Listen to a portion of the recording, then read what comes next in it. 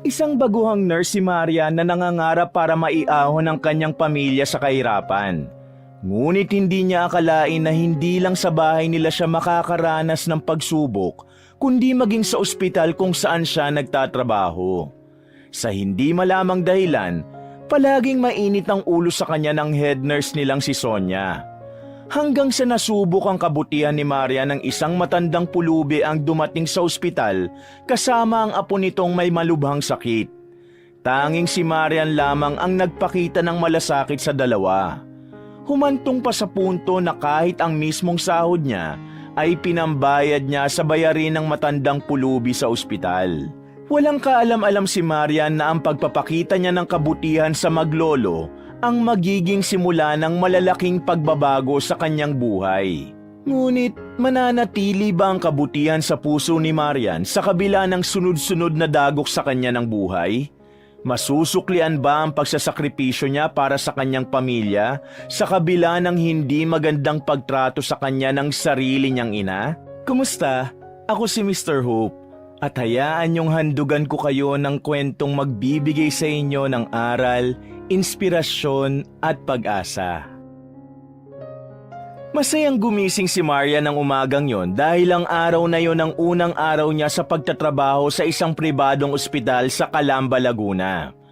Habang tinitingnan niya ang sarili na suot ang kanyang uniform bilang isang nurse, ay hindi niya maiwasang mapangiti dahil sa wakas ay magagamit na niya sa unang pagkakataon ang mga pinag-aralan niya. Bukod doon, masaya rin siya dahil magagawa niya ng makatulong sa pamilya niya pagdating sa pinansyal nilang pangangailangan. Mula sa mahirap na pamilya si Marian. Ang nanay niya ay isang tindera ng gulay sa palengke at 4 silang magkakapatid. Matagal nang patay ang kanilang tatay dahil sa isang aksidente sa kalsada. Nang sabihin noon ng kanyang ina na si Luisa na hindi na siya makakapag-aral ng kolehiyo, ay hindi siya pinanghinaan ng loob. Ang pangarap niyang maging nurse ang nagtulak sa kanya para magsumikap sa buhay. Pinagsabay niya noon ang pag-aaral at pagtatrabaho sa isang fast food restaurant kahit wala siyang nakuhang suporta mula sa kanyang sariling ina. Ito pa nga ang nagsabi sa kanya na tumigil na siya sa pag-aaral dahil hindi naman siya matalino. Ang gusto nito ay magtrabaho na lang siya upang mas makatulong. Siniguro ni Maria na maayos ang buhok at uniform niya. Habang nasa harapan siya ng salamin, ay pumasok sa bahay nila ang kanyang ina na si Luisa na galing sa pagwawalis sa labas ng kanilang bahay. "Papasok ka na ba, Marian?" tanong ni Luisa. "Opo, nanay. Excited po ako na kinakabahan kasi unang araw ko ngayon." Nakangiting sagot ni Marian. Isang malalim na buntong hininga ang pinakawala ni Luisa. "Kung ako sa'yo, hindi ko sasayangin ang pagiging nurse ko." Tura nito. Ano pong ibig niyong sabihin?" Naguguluhan na tanong ni Marian. "Sayang lang kung dito ka sa Pilipinas magtatrabaho. Hindi ka ba talaga nag-iisip, Marian? Walang mangyayari sa'yo dito. Dapat mag-abroad ka na lang. Tingnan mo yung mga anak ni Teresa. Parehong nurse sa mga anak nila tapos sa Singapore at UK sila nagtatrabaho. Maganda na ang buhay nila. Dapat ay ganun ka rin mag-isip." Tugon ni Luisa. Masakit para kay Marian ang mga salitang yon pero hindi niya ipinakita na apektado siya.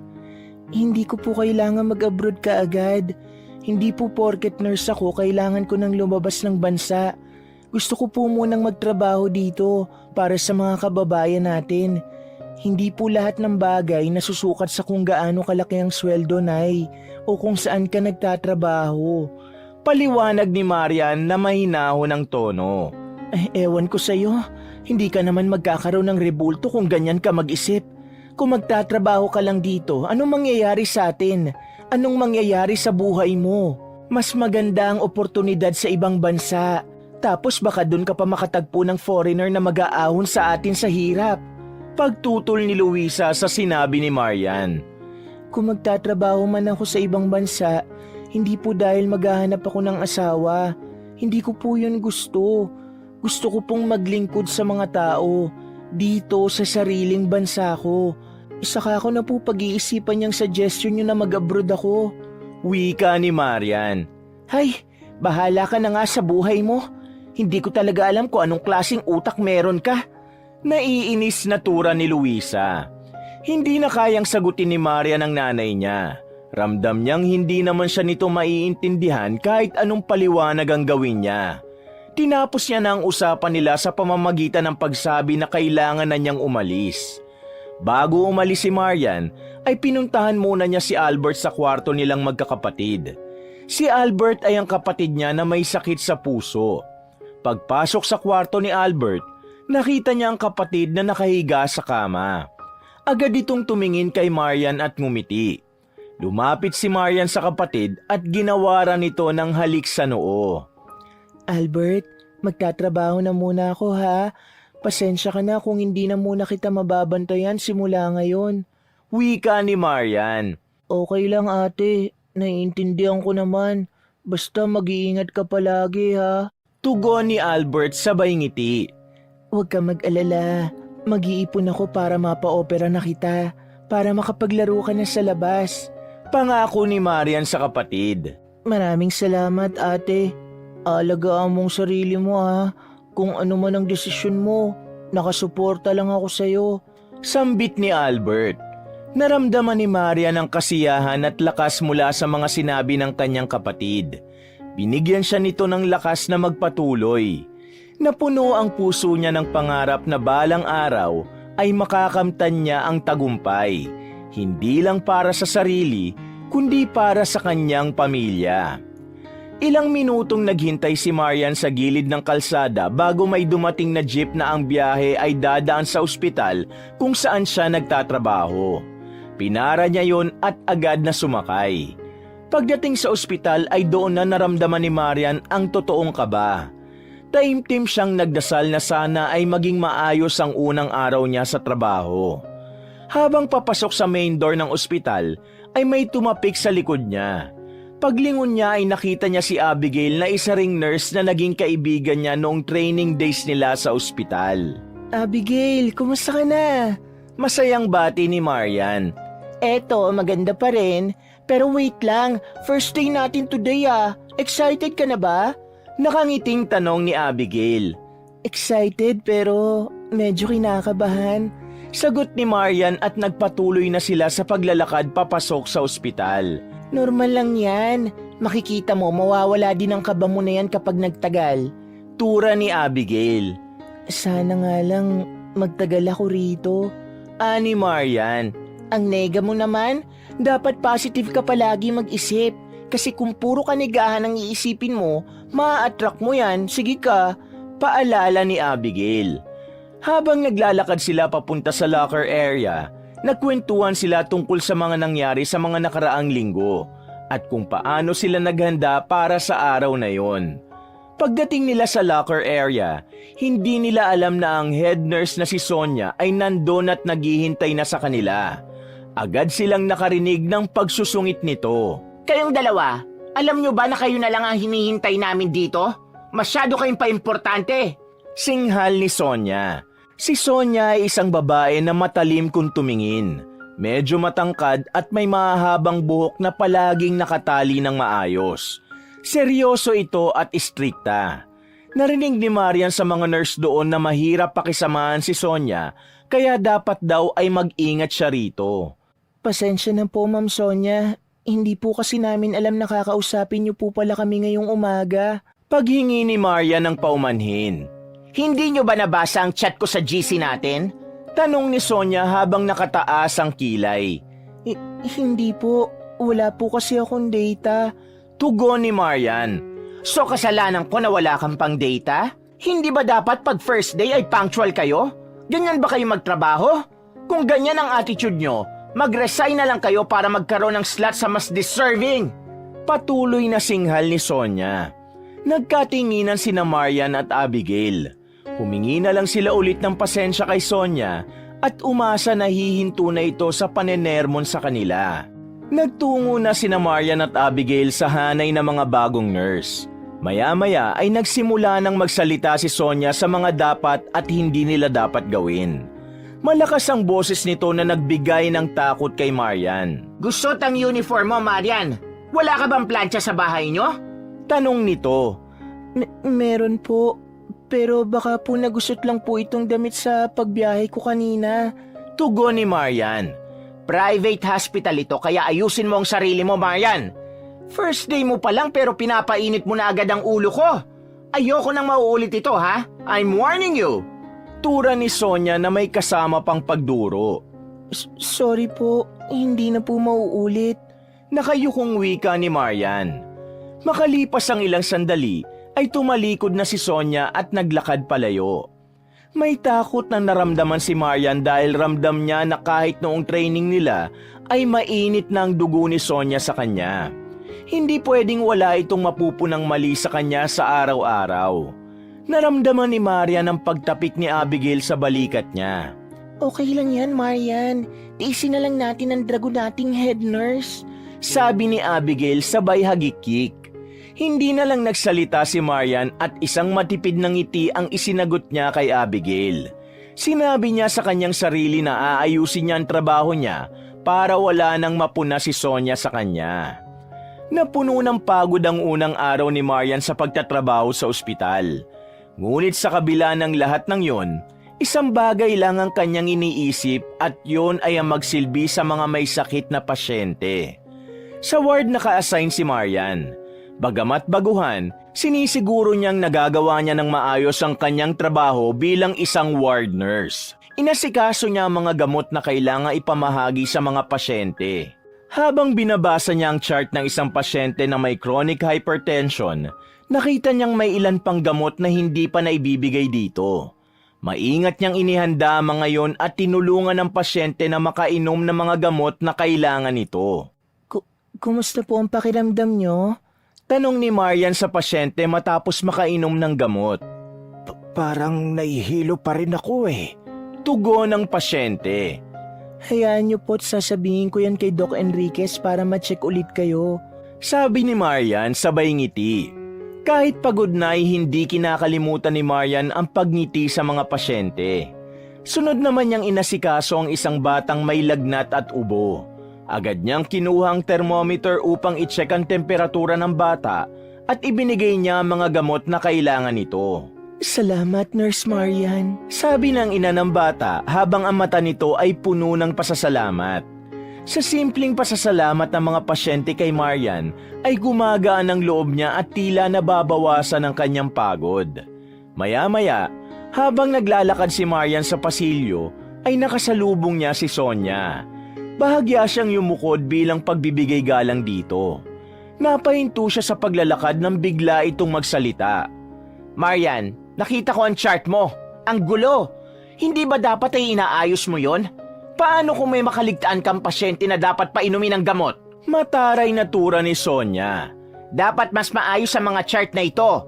Baka may makaligtaan ka. Sabi ni Sonia, malupit ang tono ng boses.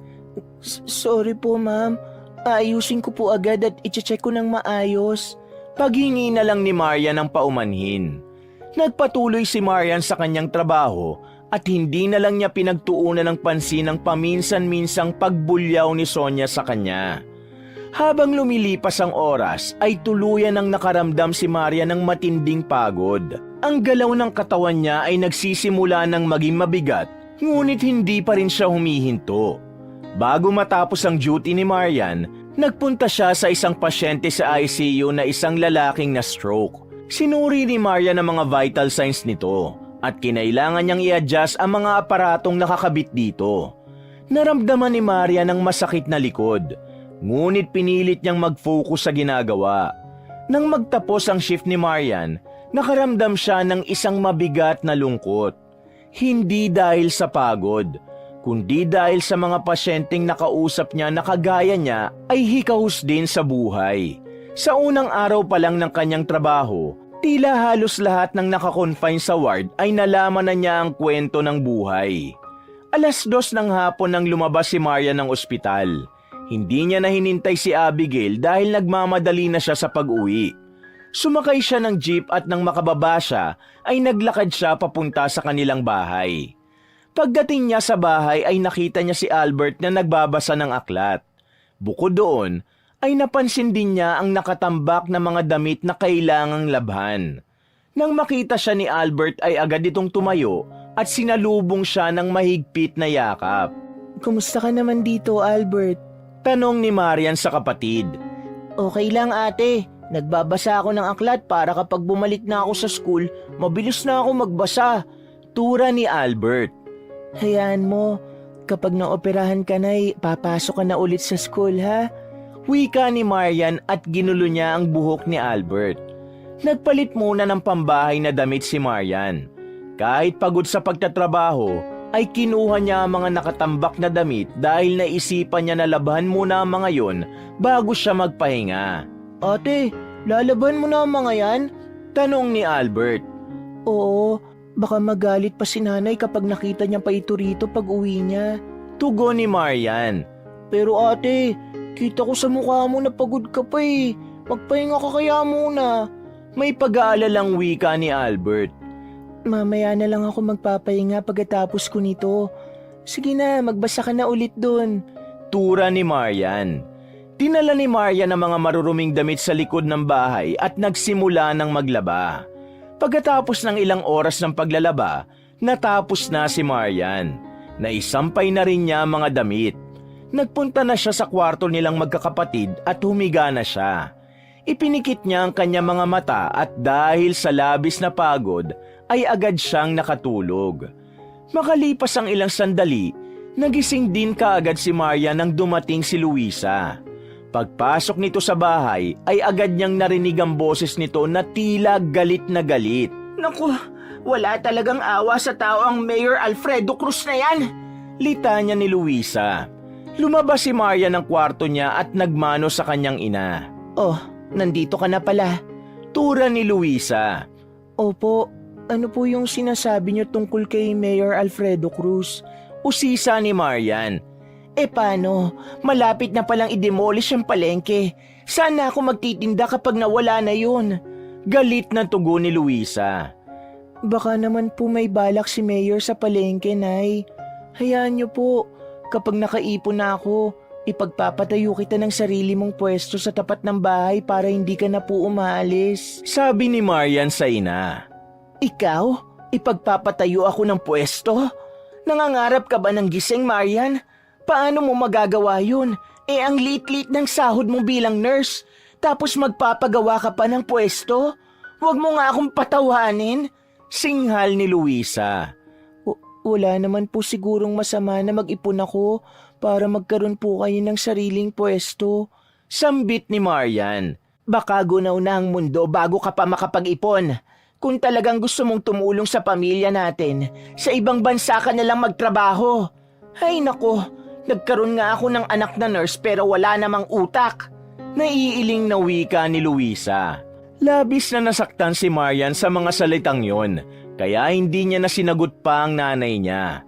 Bagkus ay sinabi niya rito na magluluto na siya ng hapunan para makakain na sila pagdating ng dalawa niyang kapatid mula sa eskwelahan.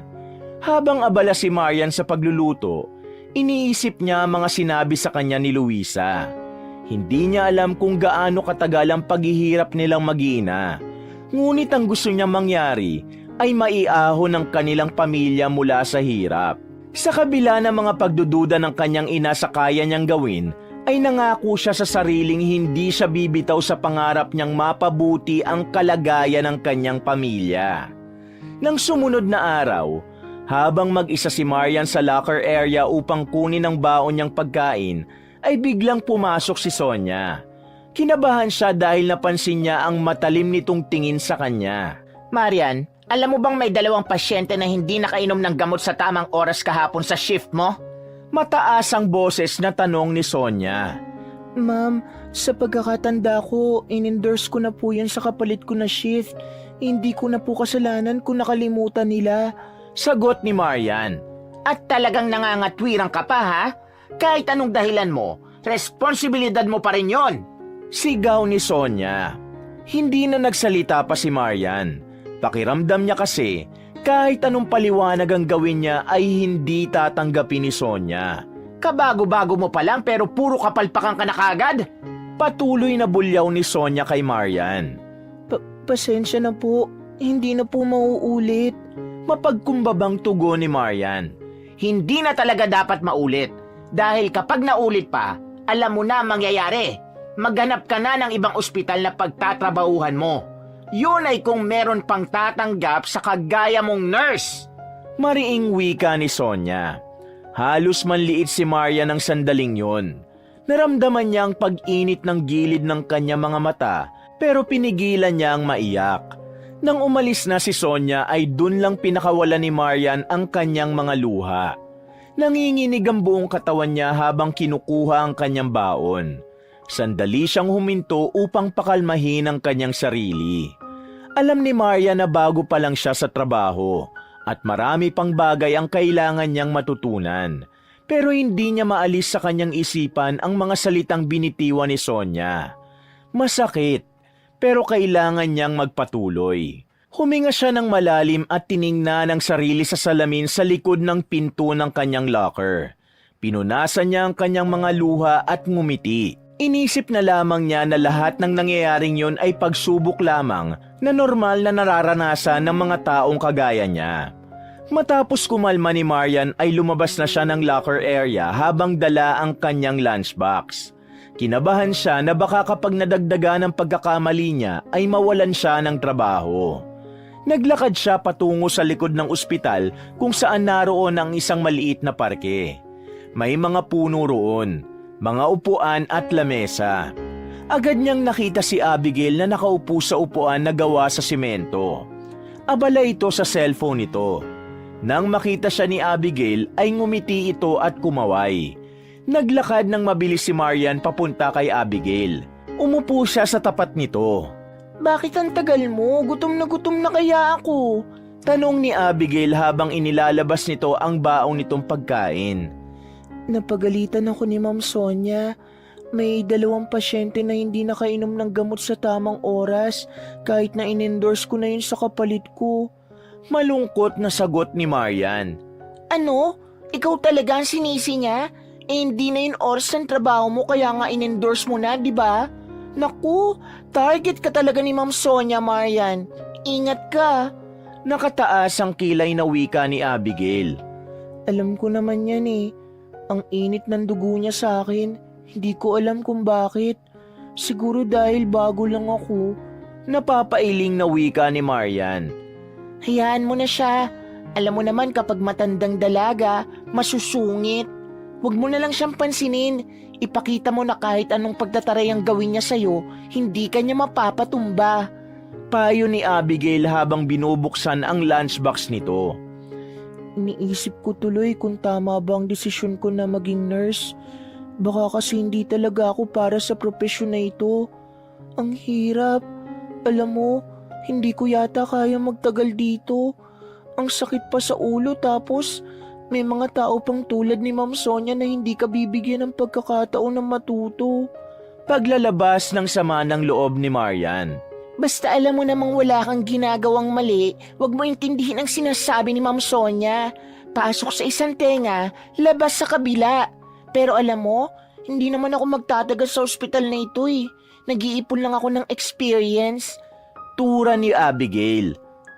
Anong ibig mong sabihin? Tanong ni Marian. Bala ko kasi magtrabaho sa Singapore gaya ng ate ko na nurse doon. Mas malaki ang sahod doon. Kaya kung ako sa'yo, sumama ka sa akin doon para magkatrabaho pa rin tayo. Tugon ni Sonia. Kahit malaki ang sahod doon, hindi ko kayang malayo sa pamilya ko. Lalo na sa kapatid kong si Albert na may sakit sa puso.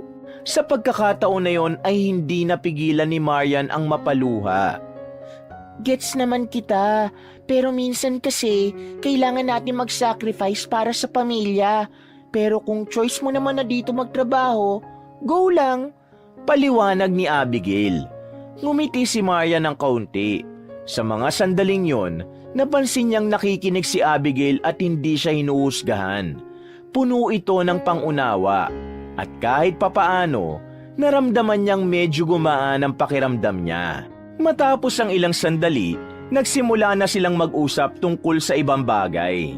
Natuwa si Marian dahil nagkaroon siya ng kaibigan na gaya ni Abigail na handang makinig at magbigay sa kanya ng payo kapag kailangan niya. Tapos na ang trabaho ni Marian para sa araw na yon pero nasa locker area pa rin siya.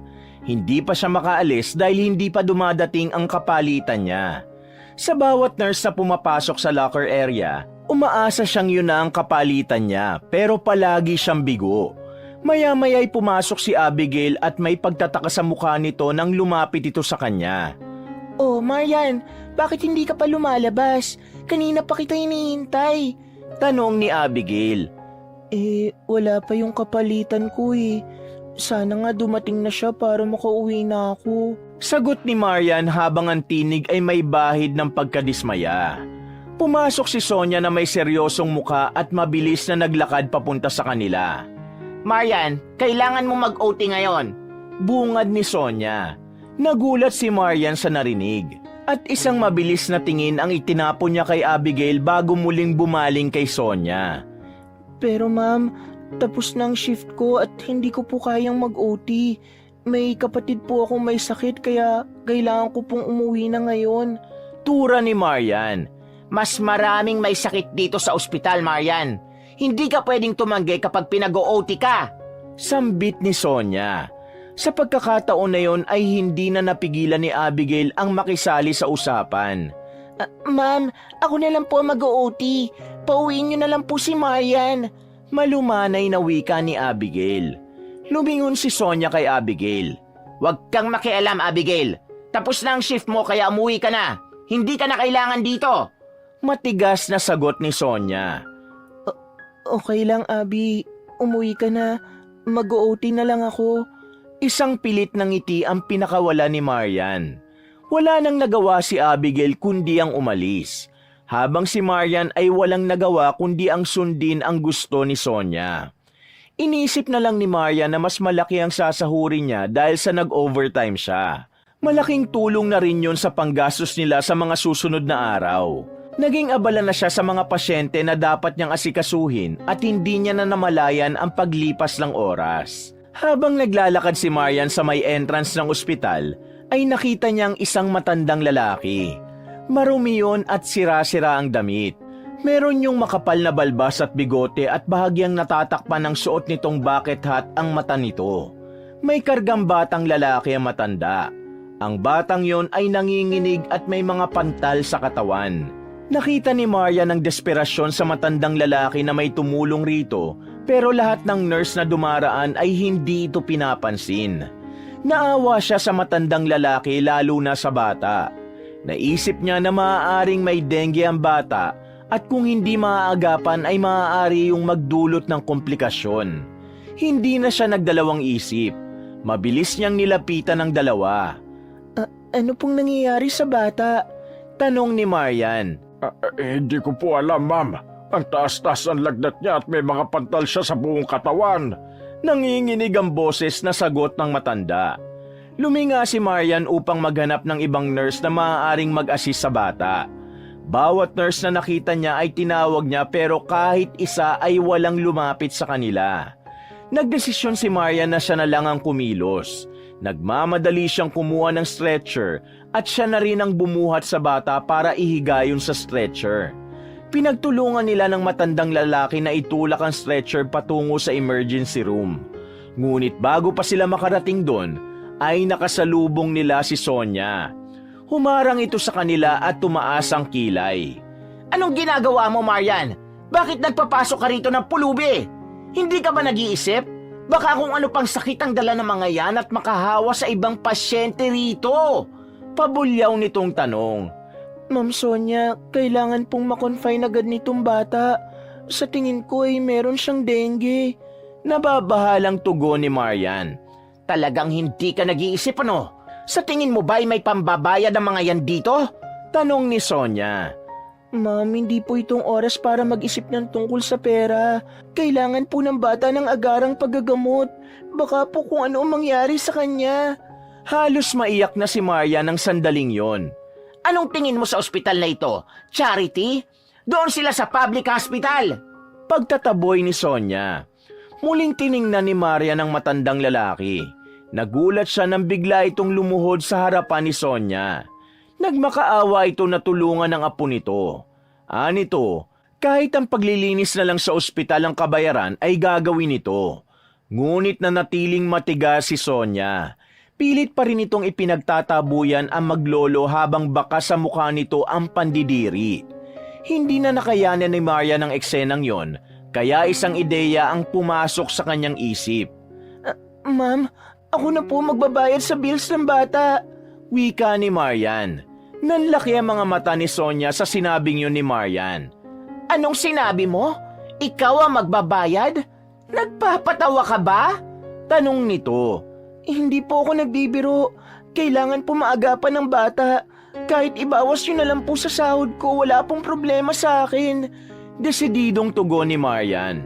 Malakas na natawa si Sonia. Hindi ko alam kung nagpapakabayani o nagpapakatanga ka, Marian. Sa tingin mo ba ikayayaman mo yung ginagawa mo? Nanunuyang tanong ni Sonia. Hindi nagsalita si Marian.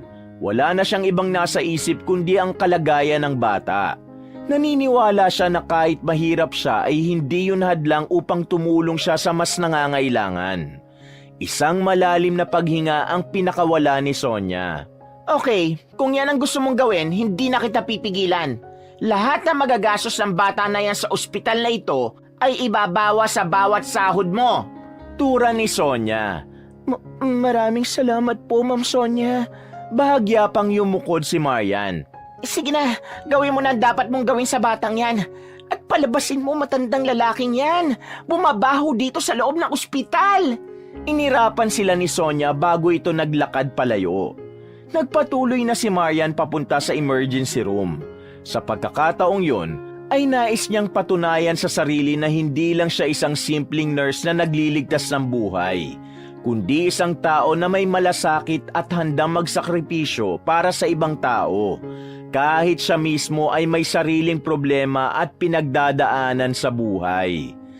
Nakahinga na ng maluwag si Marian nang may nag-asikaso na sa bata. Nakapagtrabaho na siya ng maayos nang wala nang iniisip. Nang matapos na ang shift niya, ay nakapag-endorse na siya sa kapalitan niya at naglakad na palabas ng ospital. Nang makarating siya sa may hagdan ng emergency exit, nakita niyang nakaupo ang matandang lalaki sa isang sulok. Nang palabasin ito kanina ni Sonia ay hindi na ito nagsalita at lumabas na lang ito. Habang pinagmamasdan ni Maria ng matandang lalaki, ay naisip niya na baka nagugutom ito. Kaya nagpunta siya sa isang convenience store sa tabi ng ospital. Matapos yun ay lumapit siya sa matandang lalaki at inabot ang kanyang binili. Kumain po muna kayo. Alok ni Marian sa matandang lalaki. Umangat ang mukha ng matandang lalaki. Agad nitong tinanggap ang tinapay at tubig. Maraming salamat. Kanina pa nga ako nagugutom. Sandali.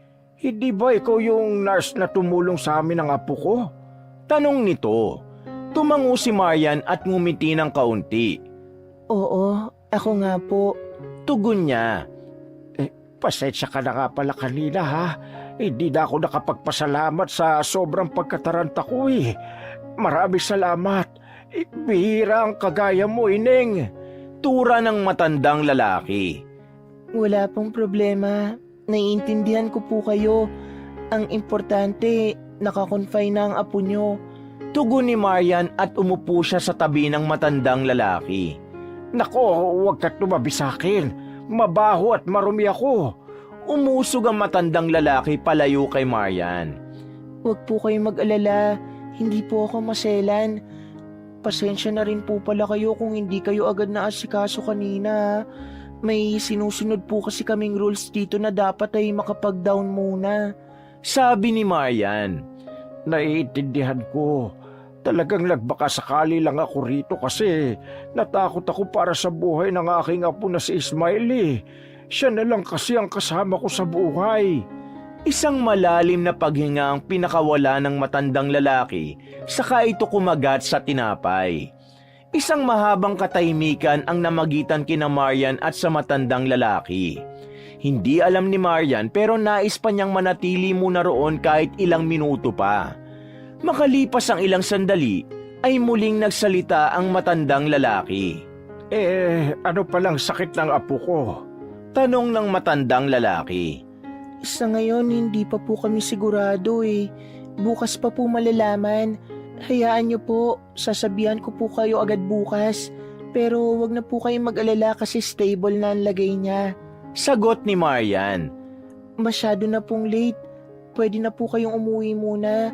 Bumalik na lang po kayo bukas ng umaga. Suminghap ang matandang lalaki at tumingin sa malayo. Wala kaming bahay, Ining. Sa kalsada kami nakatira ng apo ko. Malungkot nitong tugon. Ang sagot ni Berto ay parang isang suntok na tumama sa dibdib ni Marian. Hindi niya alam kung paano nabubuhay ang kagaya ng matandang lalaki, lalo na sa panahon na kailangan ng mga ito ng medikal na atensyon. Ganun po ba? Basta ipagdasal na lang po natin na maging maayos na ang apo nyo. Huwag po kayong mag-alala kasi wala na kayong dapat naintindihin pa. Kasi ako na po magbabayad sa bills nyo sa ospital. Nakangiting wika ni Marian. Nakakahiya na sa'yo. Hindi mo naman kami kilala pero abot langit ang pagtulong mo sa amin. Naluluhang wika ng matandang lalaki. Kung ganun, dapat siguro ay magkakilala na po tayo. Ako po si Marian. Kayo po, ano pong pangalan nyo? Tanong ni Marian sabay lahad ng isa niyang kamay. May pag-aalinlangan na inabot ng matandang lalaki ang kamay ni Marian. Ako naman si Berto. Pwede mo akong tawagin na Mang Berto. Yung apo ko naman ay si Ismael. Pagpapakilala nito kay Marian. Nang bitawan ni Mang Berto ang kamay ni Marian ay tumayo na siya at nagpaalam na rito. Habang naglalakad siya palayo sa matanda, ay bumalik sa isip niya ang lahat ng nangyari sa araw na yon. Naisip niya na may dahilan kung bakit nag-overtime siya sa araw na yon. At yun ay dahil kailangan niyang tulungan si Mang Berto at Ismael. Hindi niya maisip kung ano mangyayari sa dalawa kung wala siya ron para asikasuhin ang pangangailangan ng mga ito. Nang sandaling yun, naisip ni Maria na mapalad pa rin siya kung tutuusin, kumpara sa mga taong kagaya ni Mang Berto at Ismael na walang tirahan. Kaya mas naging positibo ang kanyang pananaw sa buhay ng gabi na yon. Kinabukasan ng umaga, habang papasok si Marian sa ospital ay nakita niyang nakatayo si Mang Berto sa labas ng ospital. Walang pagdadalawang isip na nilapitan niya ang matandang lalaki at agad siyang nagbigay ng ngiti nang makita siya nito.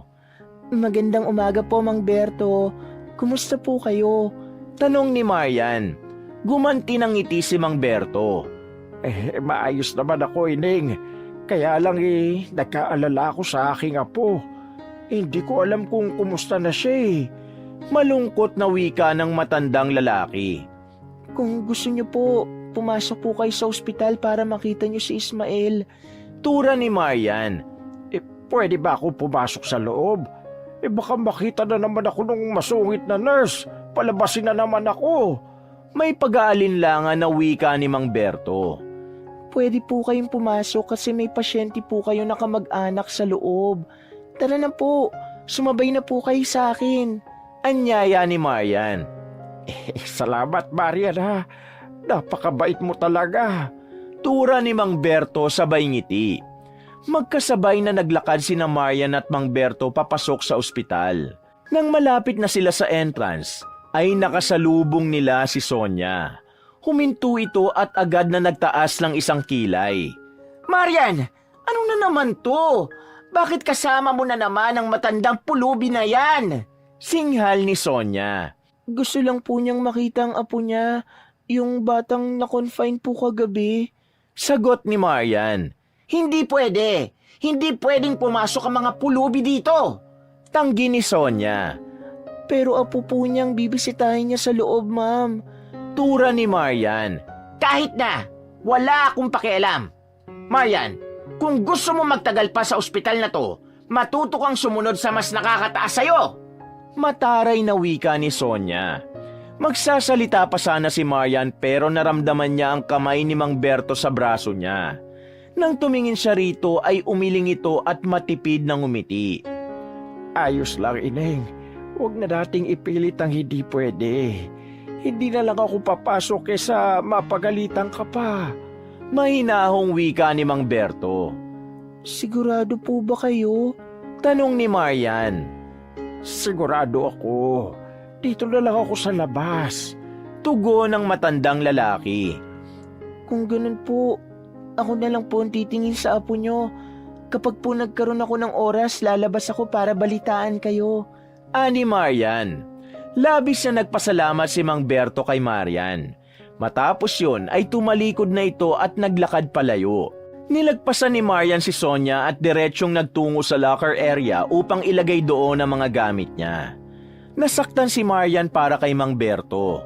Alam niya na masakit para rito na hindi nito pwedeng makita ng personal ang apo nitong nakakonfine. Ganun pa man, wala siyang magawa para rito dahil sa takot niyang mawala ng trabaho sa oras na suwayin niya si Sonia. Nang makarating si Marian sa locker area ng ospital, ay agad siyang sinalubong ni Abigail. Ang mga mata ng kaibigan niya ay puno ng kuryosidad at hindi matago ang pagtataka. Marian, ano nangyari? Nakita ko na magkausap kayo ni Ma'am Sonia sa may entrance ha. Napagalitan ka na naman ba? Tanong ni Abigail. May matandang lalaki kasi na gustong pumasok kasi nakakonfine dito yung apo niya. Ayaw papasukin ni Ma'am Sonia kasi bawal daw pumasok ang mga pulubi rito sa ospital. Tugon ni Marian. Wala talagang puso ang Ma'am Sonia na yon. Pero anong sabi mo? Pulubi yung matandang lalaki? Paano sila makakapagbayad dito sa ospital kung pulubi siya? Nagtatakang tanong ni Abigail.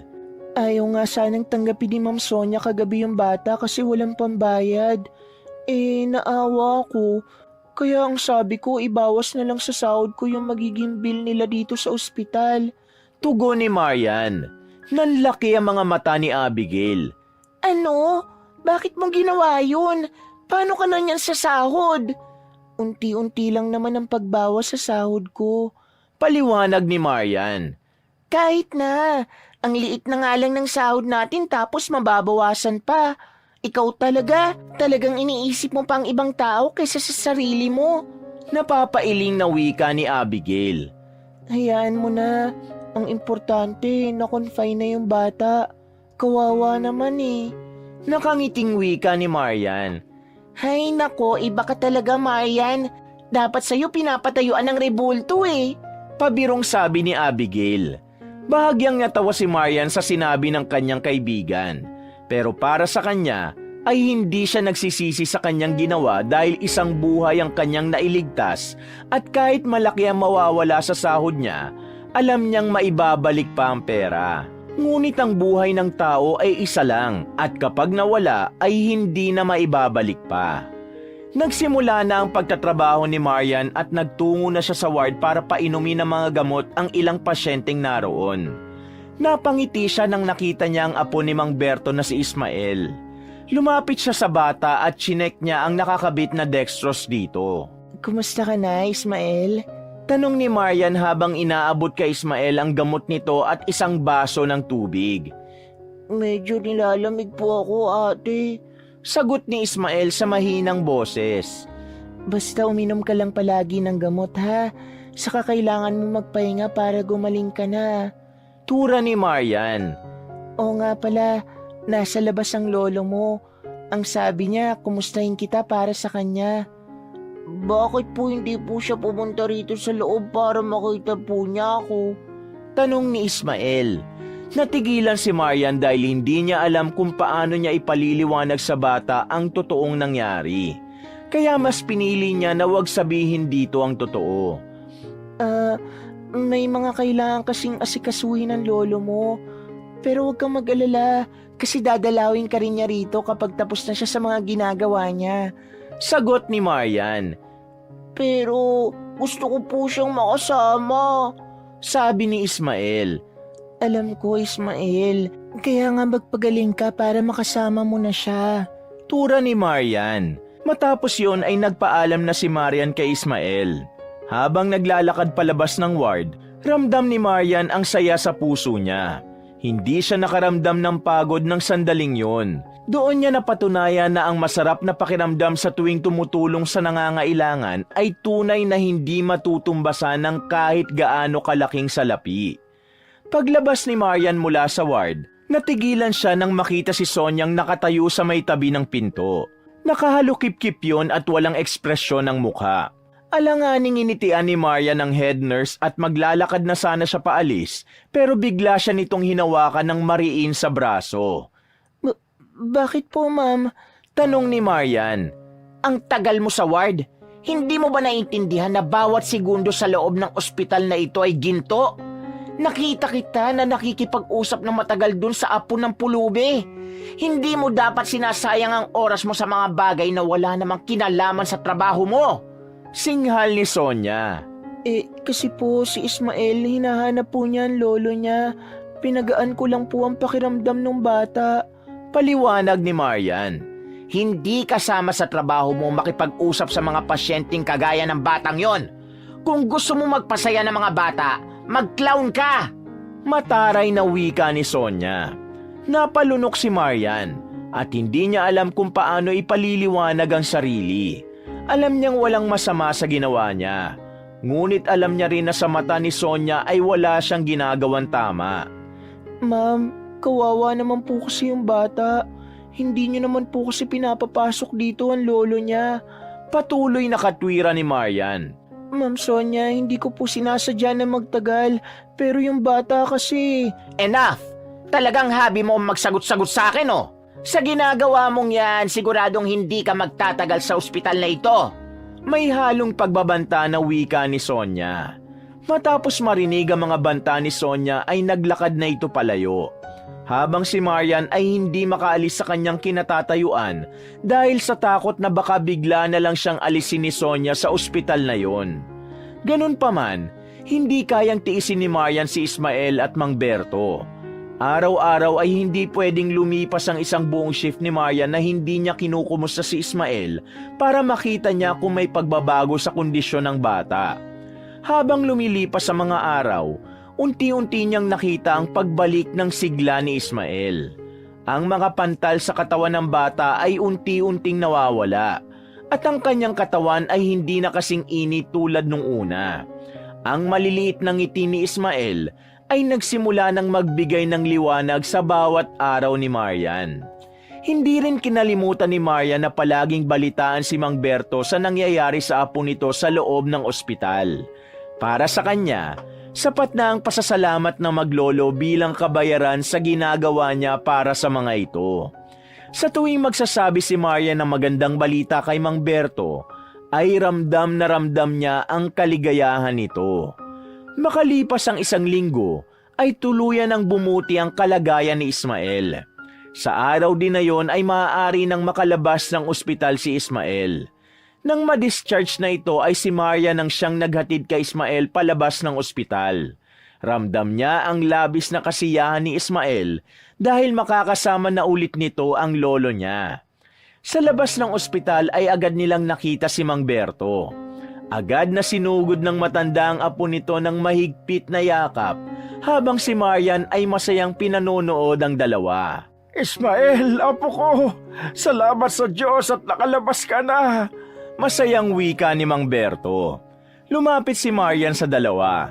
Bumitaw si Mang Berto sa pagkakayakap kay Ismael at humarap sa kanya. Maluha-luha ito ng mga sandaling yon. Marian, hindi ko alam kung paano ko makakabawi. Hindi ko kaya suklian ang mga kabutihang ginawa mo para kay Ismael at sa akin. Ang Diyos na ang bahala sa iyo. Mangiyak-ngiyak na wika ni Mang Berto. Hindi niyo po kailangan suklian ang mga ginawa ko dahil bukal po sa aking puso ang lahat ng yon, Mang Berto. Basta mag-ingat po kayo ni Ismael ha. Masaya po ako na magaling na ang apo niyo at magkasama na ulit kayo. Nakangiting tura ni Marian. Napakabuti mo, Marian. Sigurado kong ibabalik ng nasa itaas ng mas higit pa mga kabutihang ginagawa mo. Sambit ni Mang Berto. Matapos yon ay nagpaalam na si Marian sa maglolo dahil kailangan niya nang bumalik sa loob para magtrabaho. Napakagaan ang kalooban niya dahil sa wakas ay magaling na si Ismael at wala siyang hiling kundi sana dumating ang araw na ang pagpapaospital ay hindi na magiging problema ng mga kagaya ni Mang Berto. Masaya si Marian sa araw na yon habang naglalakad siya pauwi sa kanilang bahay dahil alam niyang dumating na ang kanyang unang sahod. Yun nga lang, Ang nanay niya ang may hawak ng ATM card niya, kaya ito ang makakapag-withdraw ng mga sasahurin niya. Ngunit walang problema yun sa kanya. Ang paraan na yun ay simula pa lang ng pagbawi niya sa nanay niya sa pag-aalaga at pagpapalaki nito sa kanya. Pagpasok niya sa kanilang bahay, nadatnan niya si Luisa na nasa kusina habang abala sa paghihiwa ng karne. Lumapit siya rito upang magmano. Nay, nakapag-withdraw na po ba kayo? Tanong ni Marian. Oo, winidraw ko na lahat ng sahod mo. Kaya nga nakabili ako ng 1 kilong baboy. Oo nga pala, nasaan ang payslip mo? Huminto muna si Luisa sa ginagawa at tumingin kay Marian. Payslip po? Ulit ni Marian. Oo, kailangan ko bang ulitin? Nasa na? Inilahad ni Luisa ang isa nitong kamay. May pag-aalinlangan na kinuha ni Marian ang payslip niya sa loob ng kanyang bag.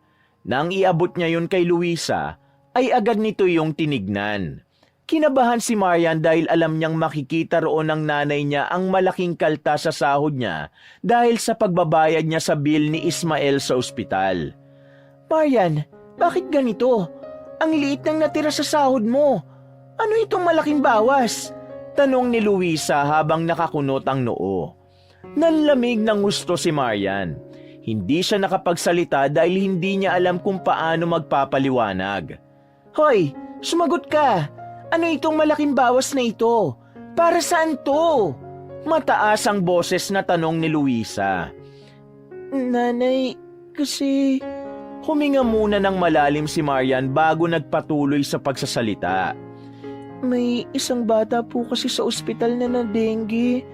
Ayaw po siyang tanggapin dahil wala silang pambayad. Naawa po ako kaya inako ko na po yung hospital bills nila. Sabi ko huhulugan ko kada sahod hanggang mabayaran ng buo. Natigilan si Luisa. Tila hindi ito makapaniwala sa narinig. Ngunit saglit lang yon dahil agad itong sumigaw. Ano? Napakatanga mo talaga, Marian! Hindi nga tayo makakain ng maayos tapos tutulong ka pa sa hindi mo naman kaano-ano? Nanlalaki ang mga matang sigaw ni Luisa. Pasensya na po. Naawa lang po talaga ako dun sa bata. Naiiyak na sagot ni Marian. Hindi pa tapos si Marian sa kanyang paliwanag nang bigla siyang sabunutan ni Luisa. Halos magdugo na ang anit ni Marian nang iwasiwas nito ang kanyang ulo. Bakit napakabobo mo? Ano bang iniisip mo, ha? Wala na nga tayong pera, nagpapakabayani ka pa? Ano na lang ang mangyayari sa atin? Gigil na tura ni Luisa. Nang pakawala ni Luisa ang buhok ni Marian ay napaiyak na lang siya. Kung ganyan ka ng ganyan, wala tayong mararating, Marian! Mas lalo tayong maghihirap niyan! Galit pang sigaw ni Luisa. Humahagulgol na napasandal si Marian sa dingding. Ngunit sa kabila ng pananakit ng kanyang ina, hindi niya pa rin magawang magalit dito. Naiintindihan niya na kaya ito nagalit ay dahil iniisip lang nito ang mga gastusin nila sa bahay. Pero kahit katiting na pagsisisi sa kanyang ginawang pagtulong, ay wala siyang naramdaman. Naniniwala si Marian na tama ang kanyang ginawa at yun ang mas importante. Habang patuloy ang pagbubunganga ni Luisa ay marahang pumasok si Marian sa kwarto nila. Umupo siya sa gilid ng kama at doon ipinagpatuloy ang kanyang pag-iyak. Ang mga kamay niya ay nanginginig habang pinupunasan ng mga mata. Habang patuloy ang pagdaloy ng kanyang mga luha, hindi niya naramdaman ang pagpasok ni Albert. Tahimik itong lumapit at tumabi sa kanya. Hinaplos nito ang likod niya kaya napatingin siya rito. Hayaan mo na lang si nanay, ate. Basta ako, proud ako sa ginawa mo kasi napakabait mo. Tura ni Albert. Napatingin si Marian sa kanyang kapatid at niyakap niya ito. Gumanti naman ng yakap si Albert at kahit papaano ay gumaan ang pakiramdam ni Marian. Sige lang, ate. Iyak mo lang yan. Wala namang masama sa pag-iyak Alam ko na lagi mong pinapakita na malakas ka. Pero okay lang din ang mapagod. Puno ng sinseridad na sabi pa ni Albert. Hindi alam ni Marian kung saan nakuha ng nakababata niyang kapatid ang mga salitang yon. Pero ang mga sinabi nito ay tuluyang nagpagaan sa bigat na nasa kanyang dibdib. Salamat, Albert. Maraming salamat. Tura ni Marian sa pagitan ng paghihikbi. Isang umaga, habang naglalakad si Marian papasok sa ospital, ay narinig niya ang pamilyar na tinig mula sa kanyang likuran. Lumingon siya at nakita niya si Mang Berto na nagmamadaling lumapit sa kanya bit-bit ang isang maliit na bilao na may takip na foil. Ngumiti si Marian at huminto upang hintayin ang matanda. Magandang umaga po, Mang Berto. Bati ni Marian sa matandang lalaki. Hinihingal pa si Mang Berto nang iabot ang bilao kay Marian. Para sa ito, Marian. Pansit bihon. Pasasalamat ko sa kabutihan mo sa amin, lalo na kay Ismael. Malaki itong ngumiti. Nanlaki ang mata ni Marian habang tinanggap ang bilao. Naku, Mang Berto, hindi niyo na po sana ako ginastusan pa. Hindi na po kayo dapat nag-abala. Ngumiti ang matanda habang bakas ang pasasalamat sa mga mata. Ining, maliit na bagay lang yan kumpara sa ginawa mo para sa amin ng aking apo. Alam kong hindi matutumbasan ng pansit lang ang ginawa mo. Pero gusto ko lang bumawi kahit papano. Tura ni Mang Berto. Maraming salamat po, Mang Berto. Hayaan niyo po at kakainin ko ito mamaya. Nakangiting wika ni Marian. Sa pagkakataon na yon ay kinumusta ni Marian si Ismael. Ayon kay Mang Berto ay magaling na ang apo nito at nagagawa ng makapaglaro. Labis na nasihan si Marian sa kanyang nalaman. Sige po, Mang Berto. Kailangan ko na pong pumasok sa trabaho. Maraming salamat po ulit sa pansit. Sabi ni Marian. Maraming salamat din, Marian. Mag-iingat ka palagi, ha? Tura ni Mang Berto. Ngumiti si Marian at tumango bago tuluyang naglakad papasok sa ospital habang bitbit ang bilao. Pagpasok ni Marian sa ospital, ay dumiretso siya sa locker area. Agad niyang napansin na tila kakaiba ang mga tingin ng kanyang mga kasamahan na nurse. Bubuksan na sana niya ang kanyang locker nang bigla siyang nilapitan ni Abigail. Napansin niya ang pag-aalala sa mukha nito. Marian, bakit may dala kang pansit? Tanong ni Abigail. Hindi ko ito dinala. Binigay lang ito ni Mang Berto kanina sa labas. Pasasalamat niya raw. Nakangiting tugon ni Marian. Hindi mo ba alam, bawal magdala o kumain ng pansit dito sa ospital? May halong kaba na wika ni Abigail. Napataas ang kilay ni Marian. Bakit naman? Curious niyang tanong. May kasabihan kasi na kapag may pansit sa ospital, magiging toxic ang buong shift natin. Ibig sabihin, puro problema, emergencies at hirap ang haharapin natin ngayong araw. Tugon ni Abigail. Natawa ng bahagya si Marian. Hindi ko alam yung ganyang kasabihan. At saka Abigail, pansit lang naman to. Siguro hindi totoo yun. Nagkakataon lang siguro ang mga ganong pangyayari. Kampanting wika ni Marian. Sa gitna ng kanilang pag-uusap, biglang bumukas ang pinto ng locker area at pumasok si Sonia. Agad na nanlisik ang mga mata nito nang makita ang bilao ng pansit na hawak ni Marian. Malalaki ang mga hakbang na lumapit ito sa kanila ni Abigail. Marian, anong ginagawa ng pansit na yan dito? Bakit ka may pansit? Sigaw ni Sonia. Ma'am Sonia, hindi ko po ito sinadyang dalhin. Iniabot lang po sa akin ni Mang Berto kanina. Nahiya po kung hindi tanggapin eh. Paliwanag ni Marian. Wala akong pakialam kung sino pa nagbigay sa'yo niyan. Bulyaw ni Sonia. Itapon mo yan. Hindi mo ba alam na bawal magdala ng pansit dito? Ma'am, pagkain po ito. Sayang naman po kung itatapon ko lang. Tura ni Marian. Biglang sinugod ni Sonia si Marian at pilit na inagaw ang bilao. Kung ayaw mong itapon, ako ang magtatapon yan. Akin na yan. Anito habang hawak ang bilao. Ma'am, wag po. Nagpumigla si Marian. Sa gitna ng kanilang paghihilahan sa pansit, ay nabitiwan nila ang bilao at tumilapo ng pansit sa sahig. Sumabog yun at kumalat. Nanlaki ang mata ni Sonia sa nangyari at bigla itong nag-apoy sa galit. Kahit kailan ka talaga wala kang utak. Bulalas ni Sonia sabay hablot sa buhok ni Marian at pilit siya nitong iniyuko sa sahig. Inginudngod ni Sonia ang mukha ni Marian sa pansit na nagkalat sa sahig at wala na siyang nagawa para pigilan ito. Ma'am Sonia, tama na po! Sigaw ni Abigail. Mabilis itong lumapit upang awatin si Sonia, pero tinulak ito ni Sonia ng malakas, dahilan para mapaupo si Abigail sa sahig. Habang umiiyak si Marian ay tumayo si Sonia at matalim ang mga mata nitong dinuro siya. Maghanda ka, Marian. Sisiguruhin kong bilang na ang araw mo sa ospital na ito. Pagbabanta nito bago lumabas ng locker area. Agad na lumapit si Abigail kay Marian at inalalayan siya nito upang tumayo. Marian, ayos ka lang ba? Nag-aalalang tanong nito. Hindi sumagot si Marian. Tuloy-tuloy ang agos ng luha sa kanyang mga mata. Mahigpit siyang niyakap ni Abigail at sinubukan siya nitong pakalmahin. Halos lamunin na ng lupa si Marian sa labis na kahihiyan ng sandaling yun habang tinitingnan niya ang ibang nurse na nakatingin sa kanya. Kumala si Marian sa yakap ni Abigail at mabilis siyang tumakbo palabas ng locker area. Nilagpasan niya ang ibang nurse na nagpipigil ng tawa. Marian, sandali lang! Tawag ni Abigail pero hindi pinakinggan ni Marian ang kanyang kaibigan. Patuloy lang sa pagtakbo si Marian. Marian, hintayin mo ako! Habol ni Abigail ngunit hindi huminto si Marian. Tuloy-tuloy si Marian sa pagtakbo hanggang sa makarating siya sa labas ng fire exit. Doon niya tuluyang pinakawala ng bigat sa kanyang dibdib.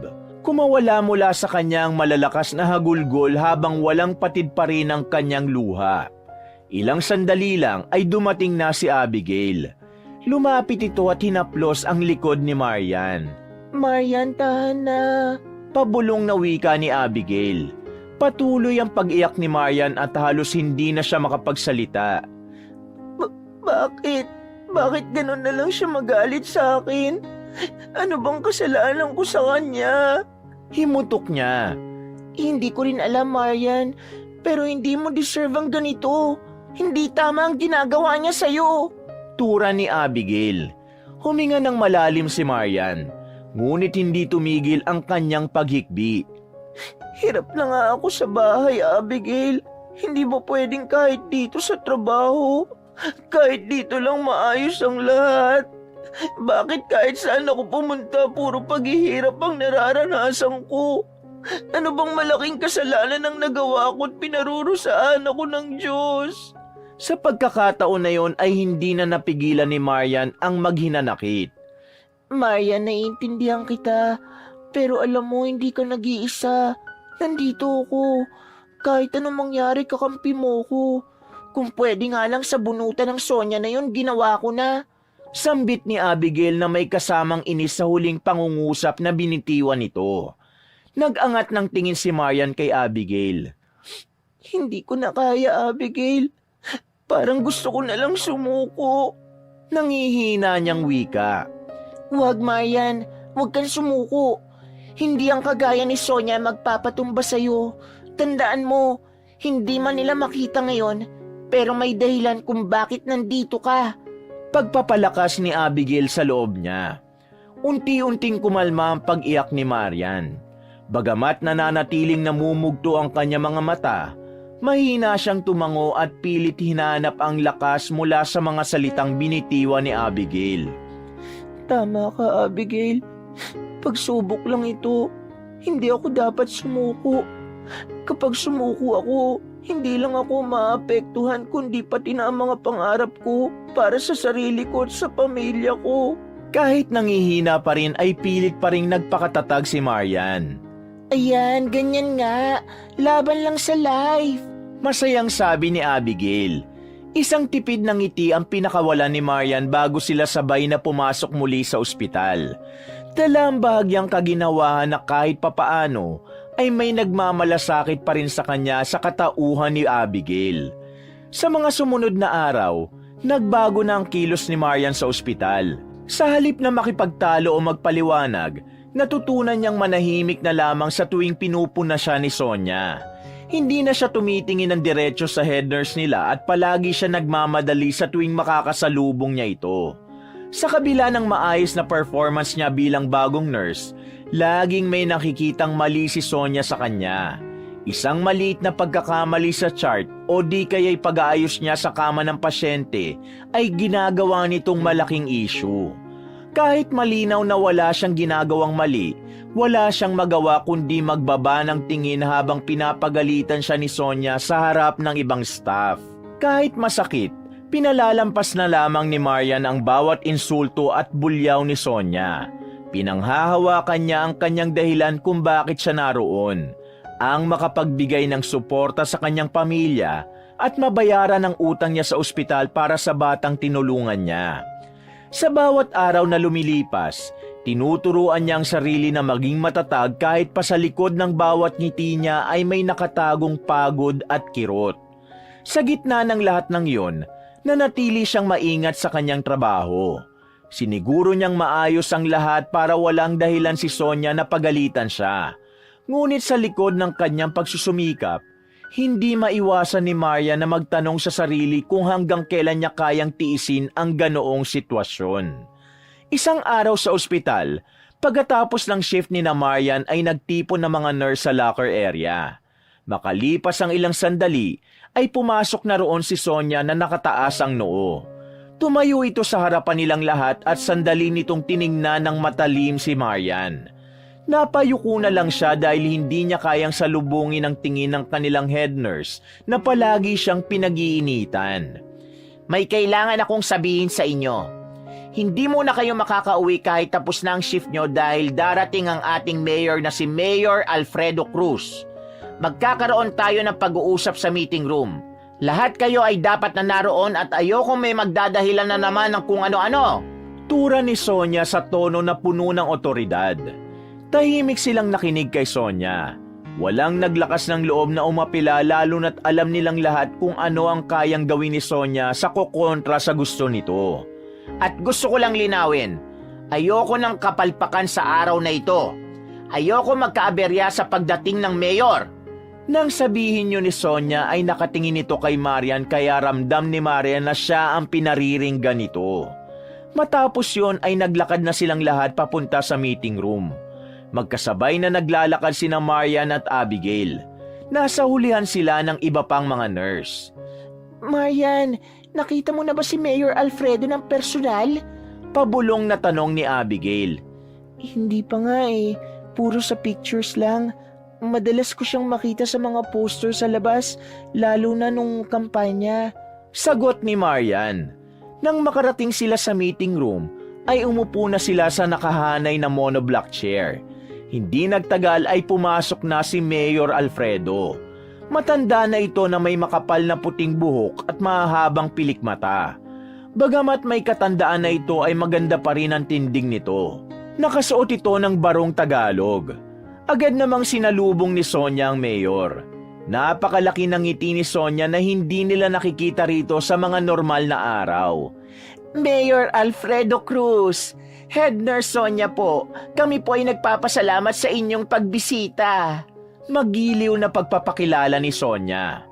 Habang naglalakad si Mayor patungo sa unahan, ay sinundan nito ng tingin ni Marian. Napakunot ang noo niya dahil tila pamilyar sa kanya ang Mayor. Ang tindig nito at paraan ng paglalakad, lahat ng yun ay parang nakita niya na sa isang tao.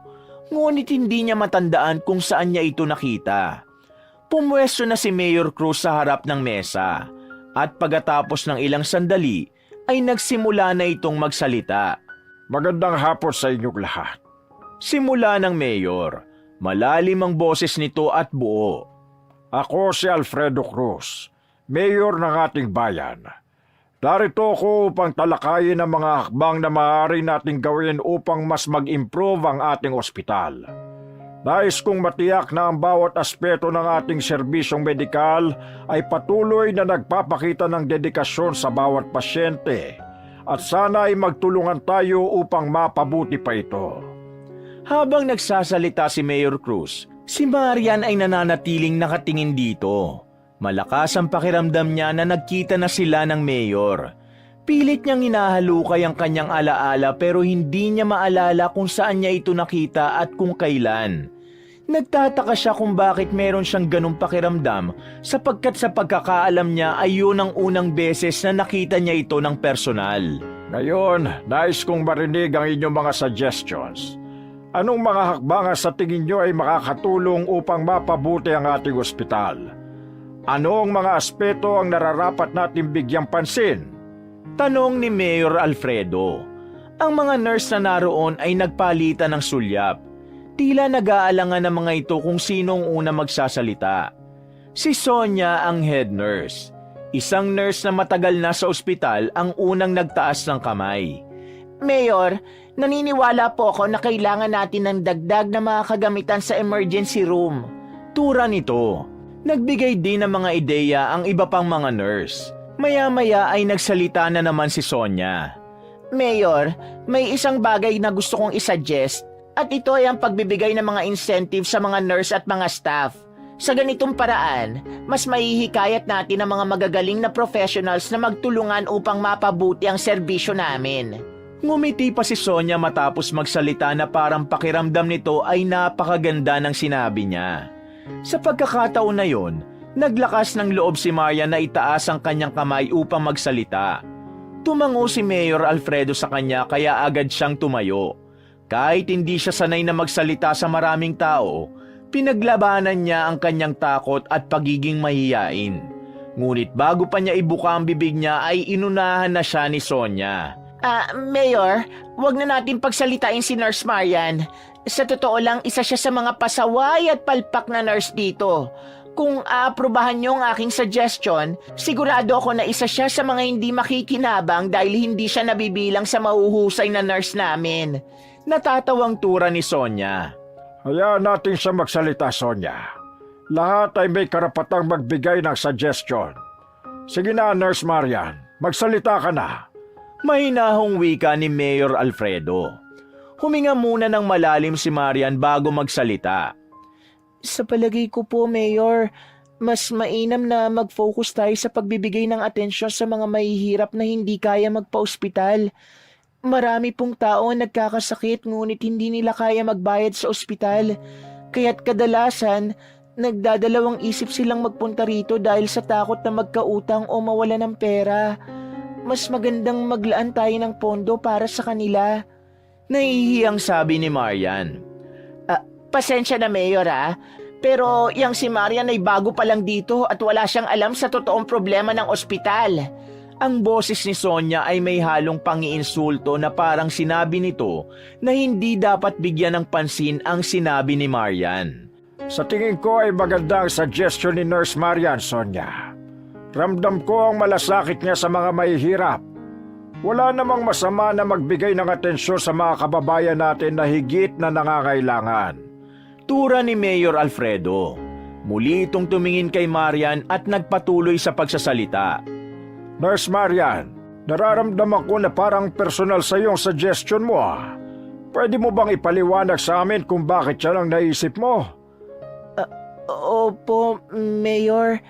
Nung isang linggo po, may isang matandang pulubi po na dinalang apo nito rito sa ospital. Pero dahil wala silang pambayad, hindi nila kaya magpa-ospital. Hindi po namin sila matanggap sa kabila ng pagnanais ng staff na matulungan sila. Masakit pong isipin na maraming kagaya ng matandang pulubi na yon at apo niya dito sa ating lugar. Tugon ni Marian. Ang bawat salita ni Marian ay tumago sa puso ng mga naroroon.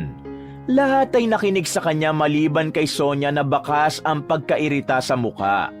Nang palakpakan siya ni Mayor Alfredo, ay sumunod na rin ang lahat ng naroon.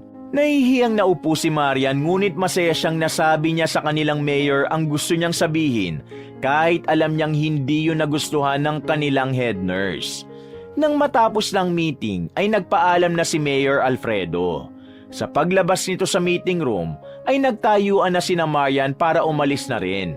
Ngunit natigilan si Marian nang tawagin siya ni Sonia at anito ay wag muna siyang umalis. Kinabahan siya dahil sigurado siyang may sasabihin na namang hindi maganda ang head nurse nila sa kanya. Ganun pa man, kahit papaano ay nagkaroon siya ng lakas ng loob dahil hindi umalis si Abigail sa tabi niya. Nang makalabas na ang lahat ng nurse, ay marahang lumapit si Sonia kay Marian. Pailalim siya nitong tiningnan. Anong ginawa mo kanina, Marian? Talaga bang ugali mong hindi mag-isip? Naniningkit ang mga mata nitong nagtanong sa kanya. Nagbigay lang po ako ng suggestion gaya ng gusto ni Mayor Alfredo, ma'am. Tugon ni Marian.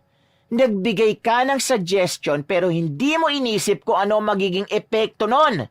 Hindi mo ba alam na ipinahamak mong ospital dahil sa walang kwentang suggestion mo? Pasigaw na tura ni Sonia habang nanlalaki ang mga mata. Hindi ko po alam ang sinasabi niyo. Naguguluhang wika ni Marian. Dahil sa sinabi mo, nalaman ng mayor na hindi natin tinatanggap ang mga taong walang pambayad. Nilaglag mo ang ospital na nagpapasahod sa'yo. Tugon ni Sonia. Sinabi ko lang po kung anong realidad, Ma'am Sonia. At sa tingin ko wala akong ginawang mali. Mas mabuti nga po yun para malaman ng mayor ang totoong nangyayari, hindi lang sa ospital na ito, kundi pati na sa iba pang ospital. Katwiran ni Marian. Masyado ka kasing pabida at pabibo. Pero, sige, okay. Alam mo naman siguro na lahat ng pagkakamali ay may consequences. Sisiguruhin kong makakarating sa director ang mga sinabi at ginawa mo kanina sa meeting. Isang mataray ng ngiti ang pinakawala ni Sonia bago ito naglakad palabas ng meeting room. Nanatiling nakatayo si Marian habang nanginginig ang buo niyang katawan. Hinaplos ni Abigail ang likod niya.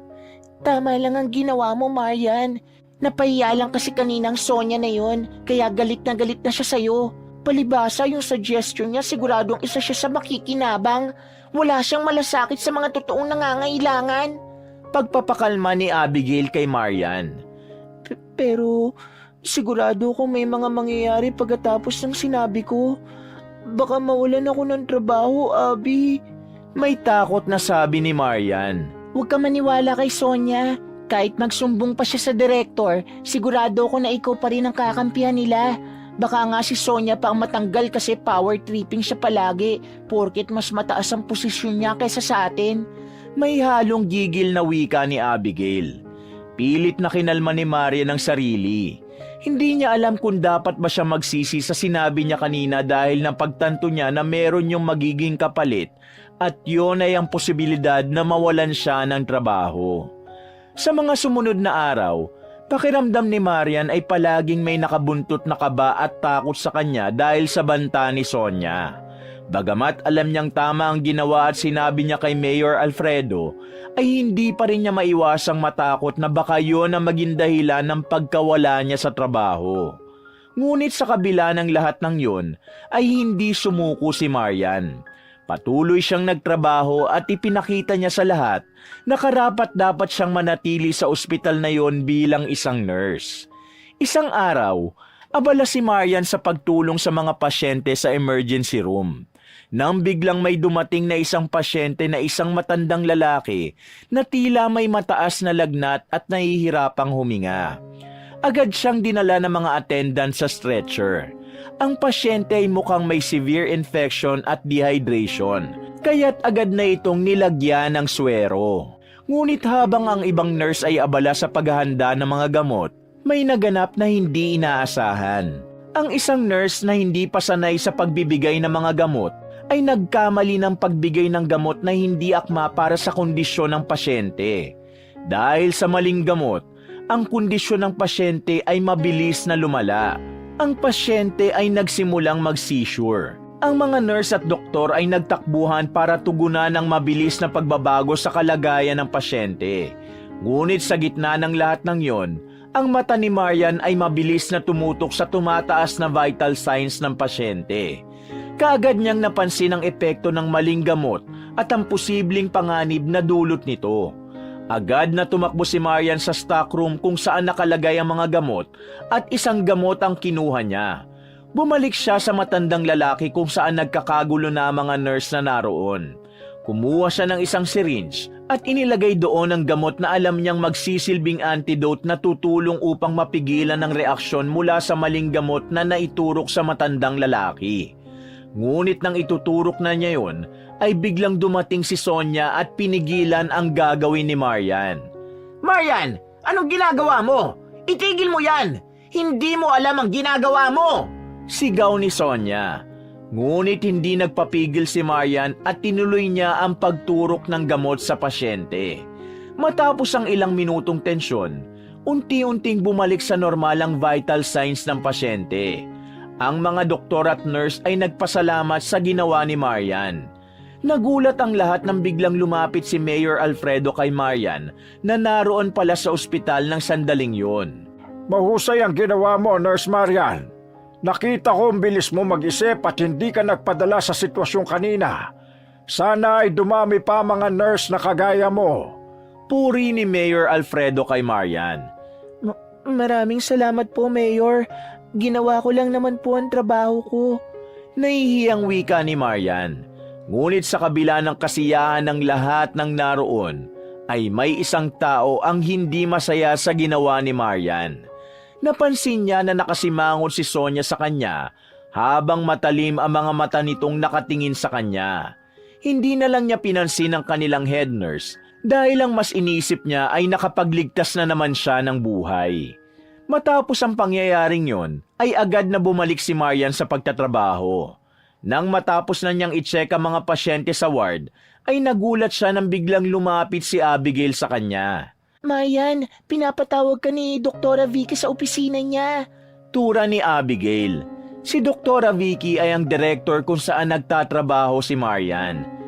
Bakit daw? Kinakabahang tanong ni Marian. Hindi rin sinabi sa akin eh. Tugon ni Abigail.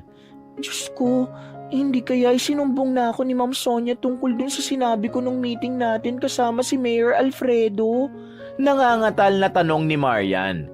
Ano ka ba? Huwag ka mag-isip ng nega. Basta pumunta ka na lang dun ngayon para malaman mong sagot sa tanong mo. Sambit ni Abigail. Nagsimula nang maglakad si Marian patungo sa elevator. Habang sakay siya noon papunta sa ikapitong palapag, ay mas lumakas ang kabog ng dibdib niya. Nang bumukas na ang pinto ng elevator, ay may pag-aalinlangan na naglakad si Marian papunta sa opisina ng direktor. Nang nasa harap na siya ng pinto ng opisina ng direktor, ay marahan siyang kumatok bago niya binuksan ang pinto. Ang unang napansin ni Marian sa pagpasok niya ay hindi lamang si Doktora Vicky ang naroon, kundi maging si Mayor Alfredo Cruz. Magandang hapon po. Magalang ngunit kinakabahan na bati ni Marian. Maupo ka, Marian. Anyaya ni Doktora Vicky. Agad na tumalima si Marian. Umupo siya sa nag-iisang bakanting upuan na nasa harapan ng table ni Doktora Vicky. Sa kabilang upuan ay naroon si Mayor Alfredo. Marian, maganda ang iyong ginawa kanina. Salamat sa malasakit na ipinakita mo sa pasyente. Nagparating na rin ng pasasalamat ang pamilya ng pasyente. Tura ni Doktora Vicky. Natulala si Marian. Pakiramdam niya ay nabunutan siya ng tinik sa lalamunan dahil ang akala niya ay aalisin na siya sa ospital na yon dahil nagsumbong si Sonia. Tama si Director Vicky. Ang ginawa mo kanina ay matatawag na isang kabayanihan, Marian. Kaya tanggapin mo ito. Sambit ni Mayor Alfred at inabot nito ang isang sobre kay Marian. Ano po yan, Mayor? May pagtatakang tanong ni Marian. Ngumiti si Mayor Alfredo. Kaunting halaga ng pera bilang pabuya sa ginawa mo kanina. Tugon ng Mayor. Mabilis na umiling si Marian. Pero Mayor, hindi ko po kailangan ng pabuya. Bahagi po yan ng aking trabaho. Wala po kong ine-expect na kahit anong kapalit. Tangging sagot ni Marian. Ang tinig ay puno ng taimtim na pagpapakumbaba. Tanggapin mo na ito, Nurse Marian. Sa lahat ng doktor at nurse na naroon ay ikaw lang ang naging kalmado kahit malala na ang sitwasyon. Kung hindi ka kumilos agad ay baka kung ano na nangyari dun sa pasyente. Sige na, magtatampo kami ni Doktora Vicky kapag tinanggihan mo ito. Matamis na ngumiti si Mayor Alfredo matapos magsalita. Sa sinabi ng Mayor ay hindi na nagawang tumanggi ni Marian. Kinuha niya na ang sobre. Maraming salamat po, Mayor at Doktora Vicky. Maluha-luha niyang sambit. Maliit na bagay lang yan kumpara sa ginawa mo. Alam kong hindi matutumbasan ng kahit anong halaga ng pera ang kabayanihan mo. Pero gusto lang naming bumawi sa'yo kahit papano. Tura ni Mayor Alfredo. Natigilan si Marian sa sinabing yun ng Mayor. Bahagyang napakunot ang kanyang noo dahil bigla niyang naalala si Mang Berto. May problema ba, Marian? Untag ni Mayor Alfredo. Wala po. Pero yung sinabi niyo po kanina, Mayor, may nagsabi na rin po niyan sa akin eh. Yung isang matandang pulubi na tinulungan ko noon, hindi po eksaktong kagaya ng sinabi niyo pero ganun din po ang ibig sabihin. Sagot ni Marian. Sa pagkakataong yun ay muling nagsalita si Doktora Vicky. Oo nga pala, Marian. May sinabi sa akin si Sonia tungkol sa nangyari sa meeting niyo noon kasama si Mayor Alfredo. Tura ng direktor. Nanlamig si Marian sa kanyang narinig. Bumalot ang takot sa kanya. Doktora Vicky, nakikiusap po ako. Huwag niyo po sana akong tanggalin sa trabaho. Alam ko pong naapektuhan ng ospital dahil sa suggestion ko, pero hindi ko na po yun uulitin. Pangako po. Halos maiyak na si Marian ng sandaling yon. Sino ba nagsabi na tatanggalin ka sa trabaho mo, Marian? Tanong ni Doktora Vicky sabay ngiti. Marian, ako at si Doktora Vicky ay nakapag-usap na tungkol sa suggestion mo. Bumubuo na kami ng isang programa na ang layunin ay tulungan ng mga mahihirap na makapagpa-ospital kapag kinakailangan. Ang suggestion mo ang napili kong pagtuunan ng pansin sa ospital na ito, Marian. Tura ni Mayor Alfredo.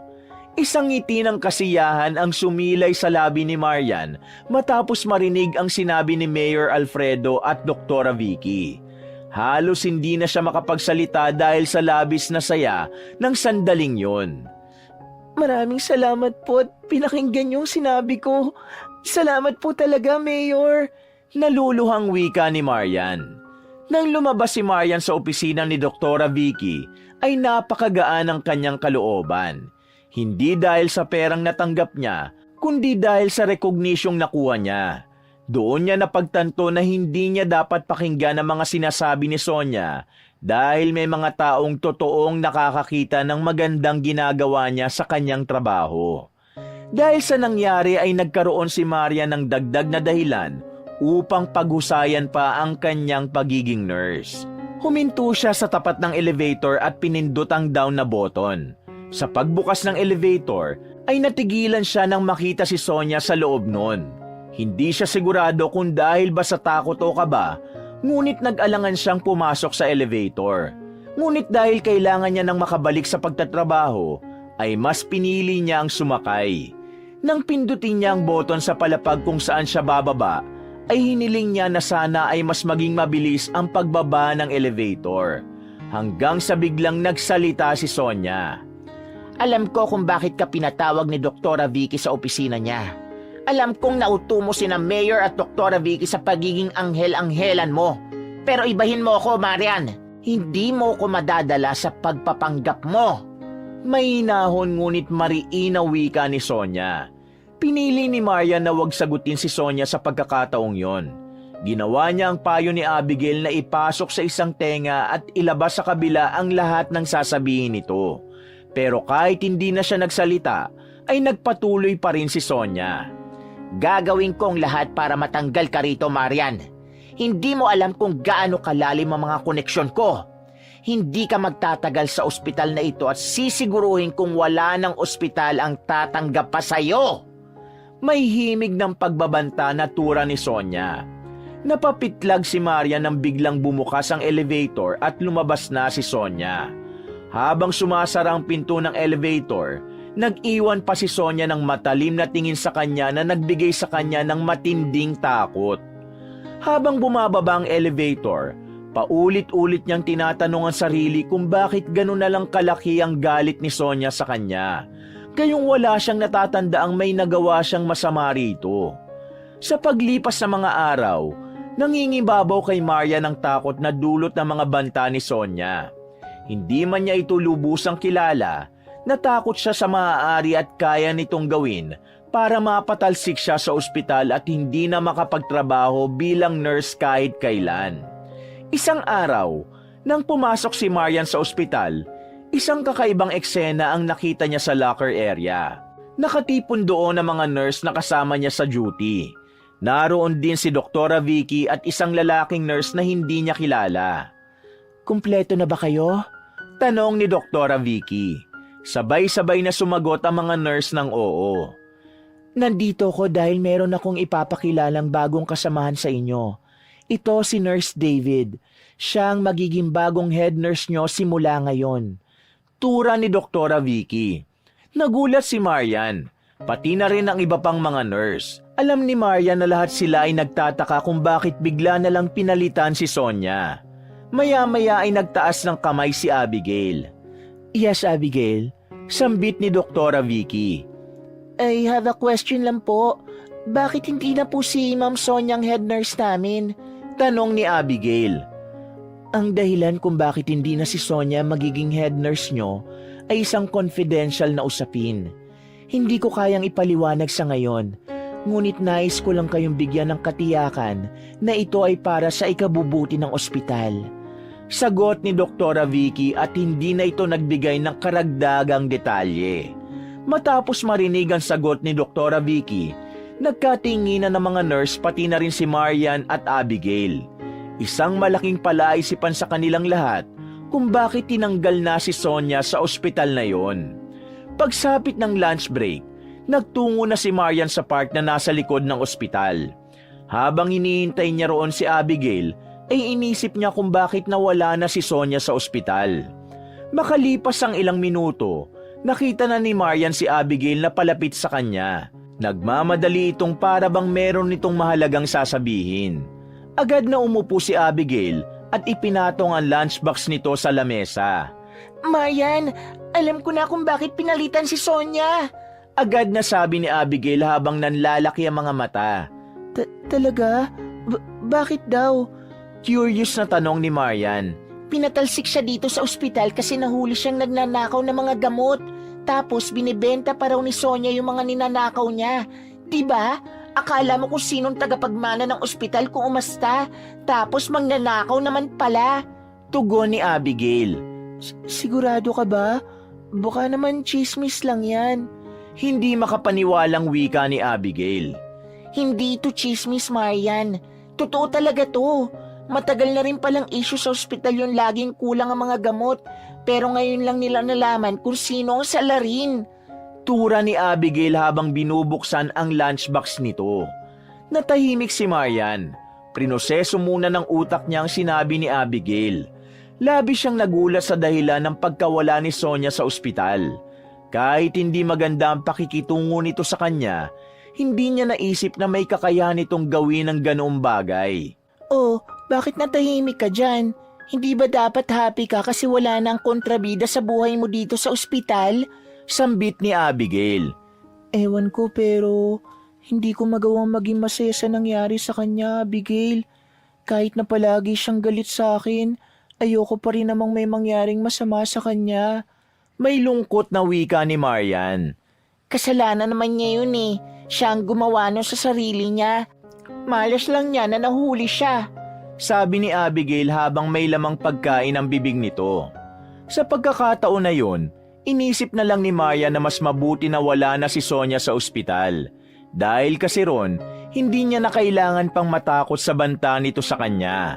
Magiging kampante na siya at makakapagtrabaho na siya ng maayos. Isang hapon, habang naglalakad pa uwi si Marian mula sa ospital, ay may kakaiba siyang naramdaman sa kanyang sapatos. Huminto siya at nang tingnan niya ang kaliwa niyang sapatos, ay napabuntong hininga siya nang malamang nakanganga ang swelas noon. Naisip niya na sa susunod niyang sahod ay saka na lang siya bibili ng bagong sapatos. Nagpatuloy siya sa paglalakad hanggang sa nakarating na siya sa kanilang bahay. Nakita niya ang nanay niya na abala sa pagtitiklop ng mga damit. Papasok na sana si Marian sa kwarto nang biglang magsalita si Luisa kaya napahinto siya. Pina-check up ko pala kanina si Albert. Ang sabi ng doktor, kailangan na siyang maoperahan sa puso. Kailangan mong gumawa ng paraan para maoperahan na ang kapatid mo. At alam kong nangako ka kay Albert na kapag nagkaroon ka na ng trabaho, papaoperahan mo na siya. Walang emosyon na wika ni Luisa. Sige po, Nay. Gagawan ko po ng paraan para maoperahan agad si Albert. Tugon ni Marian kahit ang totoo ay hindi niya alam kung saan siya kukuha ng pera para ron. At isa pa, ide-demolish na ang palengke sa susunod na linggo. Mawawala na ako ng pagkakakitaan. Ikaw na ang bahala sa lahat ng gastusin dito sa bahay. Buwisit talaga yung Mayor Alfredo na yan. Kahit anong pakiusap namin, ayaw kaming pakinggan. Himutok ni Luisa. Wala pong problema. Ako na pong bahala sa lahat. Sagot ni Marian subalit may kalungkutan sa kanyang mata. Tuluyan ang pumasok si Marian sa kwarto at nangihina siyang umupo sa gilid ng kama. Nagdesisyon siyang ipagpaliban muna ang pagbili ng bagong sapatos dahil may mas importanteng bagay na dapat niyang paglaanan ng pera gaya ng pagpapa-opera kay Albert. Isang umaga, habang nasa ward ng ospital si Marian, ay nakita niya si Mayor Alfredo na dumaan sa may labas ng ward. Agad niyang naalala ang tungkol sa pagdedemolish ng palengke kaya hinabol niya ito. Mayor Alfredo! Nagmamadaling tawag ni Marian. Huminto si Mayor Alfredo at nagmamadaling lumapit dito si Marian. Marian, may kailangan ka ba? Tanong ng Mayor. May itatanong lang po sana ako. Totoo po ba na ide-demolish na ang palengke sa susunod na linggo? Tanong ni Marian. Oo, totoo. Bakit mo na itanong? Tugon ni Mayor Alfredo. Pasensya na po, pero kakapalan ko na po ang mukha ko. Isa po kasi ang nanay ko sa mga tindera doon.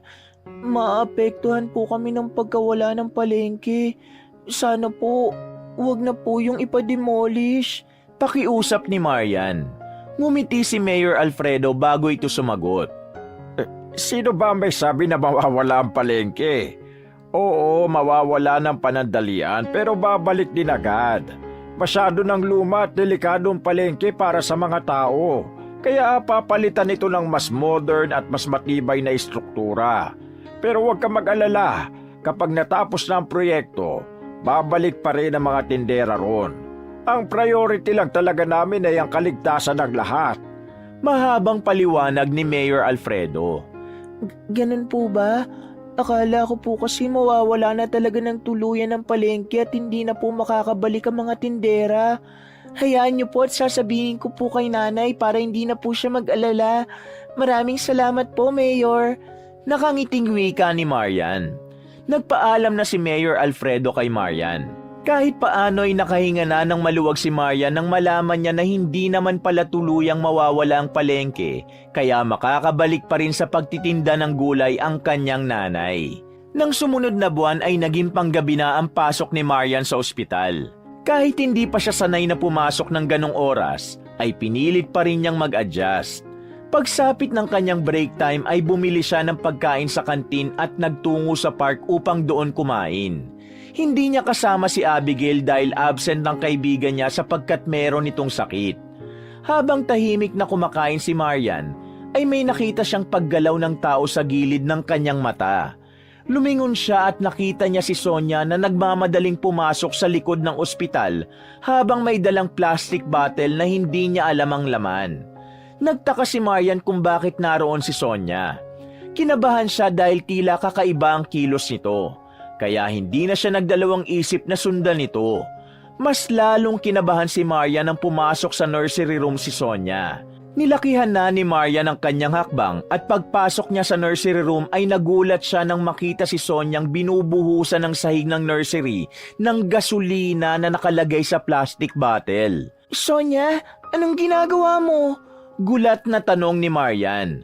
Nanlilisik ang mga mata na tumingin si Sonia sa kanya. Nakita niya na tila wala ito sa sariling katinuan. Dapat masunog ang ospital na ito. Matagal na ako nagtrabaho dito tapos itatapon lang nila ako na parang basura. Hindi pwedeng hindi ako makakaganti. Sigaw ni Sonia sabay tawa ng malakas. Matapang na lumapit si Marian kay Sonia pero bago pa niya ito mapigilan, ay malakas na siya nitong itinulak. Dapat masunog kayong lahat. Lalo ka na, Marian. Mamamatay kayong lahat. Sigaw ni Sonia at mula sa bulsa ng pantalon nito ay naglabas ito ng posporo. Tumindig ang balahibo ni Marian. Mabilis siyang tumayo para pigilan si Sonia pero huli na ang lahat dahil nasindihan na nito ang posporo. Mabilis yung itinapon ni Sonia. Agad na sumiklab ang apoy at mabilis yung gumapang. Mabilis na lumabas si Sonia ng nursery room habang humahalakhak. Habang ang apoy ay mabilis na kumakalat, si Marian ay naiwan sa gitna ng pagkabigla at takot. Alam niyang kailangan niyang kumilos agad, pero masyado siyang nabigla sa pangyayari kaya wala siyang nagawa kundi ang tingnan lang ang apoy. Sa gitna ng kalituhan ay tila nagising si Marian sa isang mahabang panaginip nang marinig niya ang magkakasabay na iyak ng mga sanggol na nasa nursery. Mabilis siyang tumayo at nang makita niya ang fire extinguisher ay agad niya yung kinuha. Gamit yun ay sinimulan niyang patayin ang apoy na mabilis na kumakalat sa sahig. Pero sa hindi inaasahang pangyayari ay nadula si Marian. Bumagsak siya sa sahig at natukuran ng braso niya ang nasusunog na plastic bottle. Napasigaw sa labis na sakit si Marian. Ganun pa man, ipinagpatuloy pa rin niya ang pag-apula sa apoy gamit ang fire extinguisher. Isinantabi muna niya ang pagkasunog ng kanyang braso. Makalipas ang ilang sandali, matagumpay na naapula ni Marian ang apoy. Sa pagkakataon na yon, ay magkakasabay na dumating ang mga nurse at iba pang staff ng ospital. Yung mga baby, kailangan natin silang mailabas. Sigaw ni Marian sa nangihinang boses. Agad namang tumalima ang mga naroon upang mailabas ang mga sanggol mula sa nursery room. Ngunit si Marian ay nakaramdam ng panghihina at panlalabo ng mata. Bigla siyang bumagsak sa sahig at ang huli niyang natandaan ay ang pagtawag sa pangalan niya ng mga taong bumubuhat sa kanya. Marahang iminulat ni Marian ang kanyang mga mata at ang puting kisame ang una niyang nakita. Nang luminga siya ay nalaman niyang nasa isang hospital room siya. Sa paglingon niya sa kanyang kaliwa ay nakita niya ang kanyang ina na nakasubsob ang ulo sa gilid ng kanyang kama habang natutulog ng mahimbing. Nanay? Ang mahinang tawag ni Marian kay Luisa. Nagising si Luisa at ang mukha nito ay agad na napuno ng kasiyahan at pagkabahala. Marian, salamat sa Diyos, gising ka na. Kumusta na ang pakiramdam mo? Nag-aalalang tura ni Luisa. Okay na po ako. Yung mga baby sa nursery room, alam niyo po ba nangyari sa kanila? Tanong ni Marian. Sa pagkakaalam ko ay okay silang lahat. Pero Marian, gusto kong humingi ng tawad sa lahat ng hindi magandang nagawa ko sa iyo. Patawarin mo ko, anak. Kung hindi pa ito nangyari at naisip ko na baka mawala ka, ay hindi ko pa maiisip na napakahalaga mo sa amin. Patawarin mo ko, Marian. Nagsisisi na ako. Hindi na napigilan ni Luisa ang mapahagulgol ng iyak. Masaya po ako na may na-realize po kayo sa nangyari, Nay. Huwag po kayo mag-alala. Pwede po tayong magsimula ulit. Naluluhang tugon ni Marian. Habang nag-uusap silang mag-ina ay pumasok si Doktora Vicky sa silid upang kumustahin si Marian. Marian, kumusta na ang pakiramdam mo? Tanong ni Doktora Vicky. Okay na po ako. Maraming salamat po. Sagot ni Marian sabay ngiti. Kami ang dapat magpasalamat sa iyo, Marian. Kung hindi dahil sa iyo ay baka nasunog na itong buong ospital. Oo nga pala, papunta si Mayor Alfredo ngayon dito upang personal kang makausap. Tura ni Doktora Vicky. Bago pa man makapagsalita si Marian ay napansin niyang may pumasok sa kwarto at nagulat siya nang malaman na si Mang Berto yun. Tumayo ito sa kanan niya at ngumiti ng matamis sa kanya. Mang Berto, ano pong ginagawa niyo rito? Nagtataka ngunit masayang tanong ni Marian. Dahil oras na para malaman mo ang totoo, Marian. Tugon ni Mang Berto. Inalis ni Mang Berto ang suot nitong bucket hat. Pagkatapos ay tinanggal nito ang pekeng balbas at bigote. Nanlamig si Marian nang mapagtanto niya na si Mang Berto ay walang iba kundi si Mayor Alfredo. Talagang nagulat siya at hindi niya magawang makapagsalita. Tama ang iniisip mo, Marian. Ako at si Mang Berto ay iisa. Ang totoo ay nakipagsabuatan ako kay Doktora Vicky upang personal kong makita ang tunay na kalagayan ng ospital na ito, lalo na ang kalagayan ng mga taong walang kakayahang magbayad para magpagamot. At sa lahat ng mga nurse dito, ikaw lang ang tumulong sa akin noon at sa batang kasabwat ko. Ikaw lang ang nagpakita sa amin ng malasakit. Pagsisiwalat ni Mayor Alfredo. Hindi pa rin magawang makapagsalita ni Marian. Pakiramdam niya ay nananaginip siya ng sandaling yon. Nagpatuloy si Mayor Alfredo sa pagsasalita. Maraming beses mo ring ipinakita ang kabutihan at malasakit mo, Marian. Lalo na sa nangyaring sunog kagabi. Isang kabayanihan na naman ang pinamalas mo. Maraming salamat sa iyo. Napakapalad ng iyong ina at meron siyang anak na kagaya mo. Tumingin si Mayor Alfredo kay Luisa at ngumiti. Tuluyan ang bumagsak ang luha ni Marian dahil sa labis na kaligayahan sa papuring narinig niya. Marian, hindi pwedeng hindi ka rin namin tulungan. Gaya ng sinabi ko sa iyo nung nasa katauhan ako ni Mang Berto, ibabalik ng Diyos sa iyo ang kabutihan na ginagawa mo. Pagpapatuloy ni Mayor Alfredo. Mayor, hindi ko po kailangan ng kahit ano. Gaya po ng palagi kong sinasabi, ginagawa ko lang po ang aking trabaho. Tura ni Marian sa pagitan ng pagluha. Alam ko, Marian, pero iba ka sa mga nurse na nandito. Kaya hayaan mo na bigyan ka namin ng biyaya upang kahit papano ay maging magaan ang buhay mo at ng iyong pamilya. Sabi ni Mayor Alfredo. Ngumiti si Marian habang walang patid ang luha sa kanyang mga mata. Sa kabila ng hindi magandang pangyayari nung nakaraang gabi, masasabi niya na ang pangyayaring yun ay nagbigay ng daan upang magkaayos sila ng kanyang ina at mapatunayan niya sa kanyang sariling kahit may ilang taong mababa ang tingin sa kanya gaya ni Sonia, ay meron pa ring mga taong nakakakita ng magagandang bagay na kanyang ginagawa. Makalipas ang ilang araw, naiulat na nahuli na ng mga pulis si Sonia. Dinala ito sa isang mental facility dahil sa kalagayan nito. Habang si Maria naman ay naging sunod-sunod ang mga biyaya na dumating. Na-promote siya bilang assistant head nurse. Ang kanyang dedikasyon at malasakit sa mga pasyente ay napansin at pinahalagahan ng pamunuan ng ospital na labis niyang ikinatuwa. Natuloy na rin at naging matagumpay ang operasyon sa kapatid ni Maria na si Albert sa tulong ni Mayor Alfredo at Doktora Vicky. Ngunit higit sa lahat, ang pinakamahalagang pagbabago sa buhay ni Marian ay ang pagkakaroon nila ng magandang relasyon ng kanyang ina. Tuluyan ang pinatawad ni Marian ng kanyang ina dahil mas naging importante para sa kanya ang makapagsimula sila ng panibagong buhay.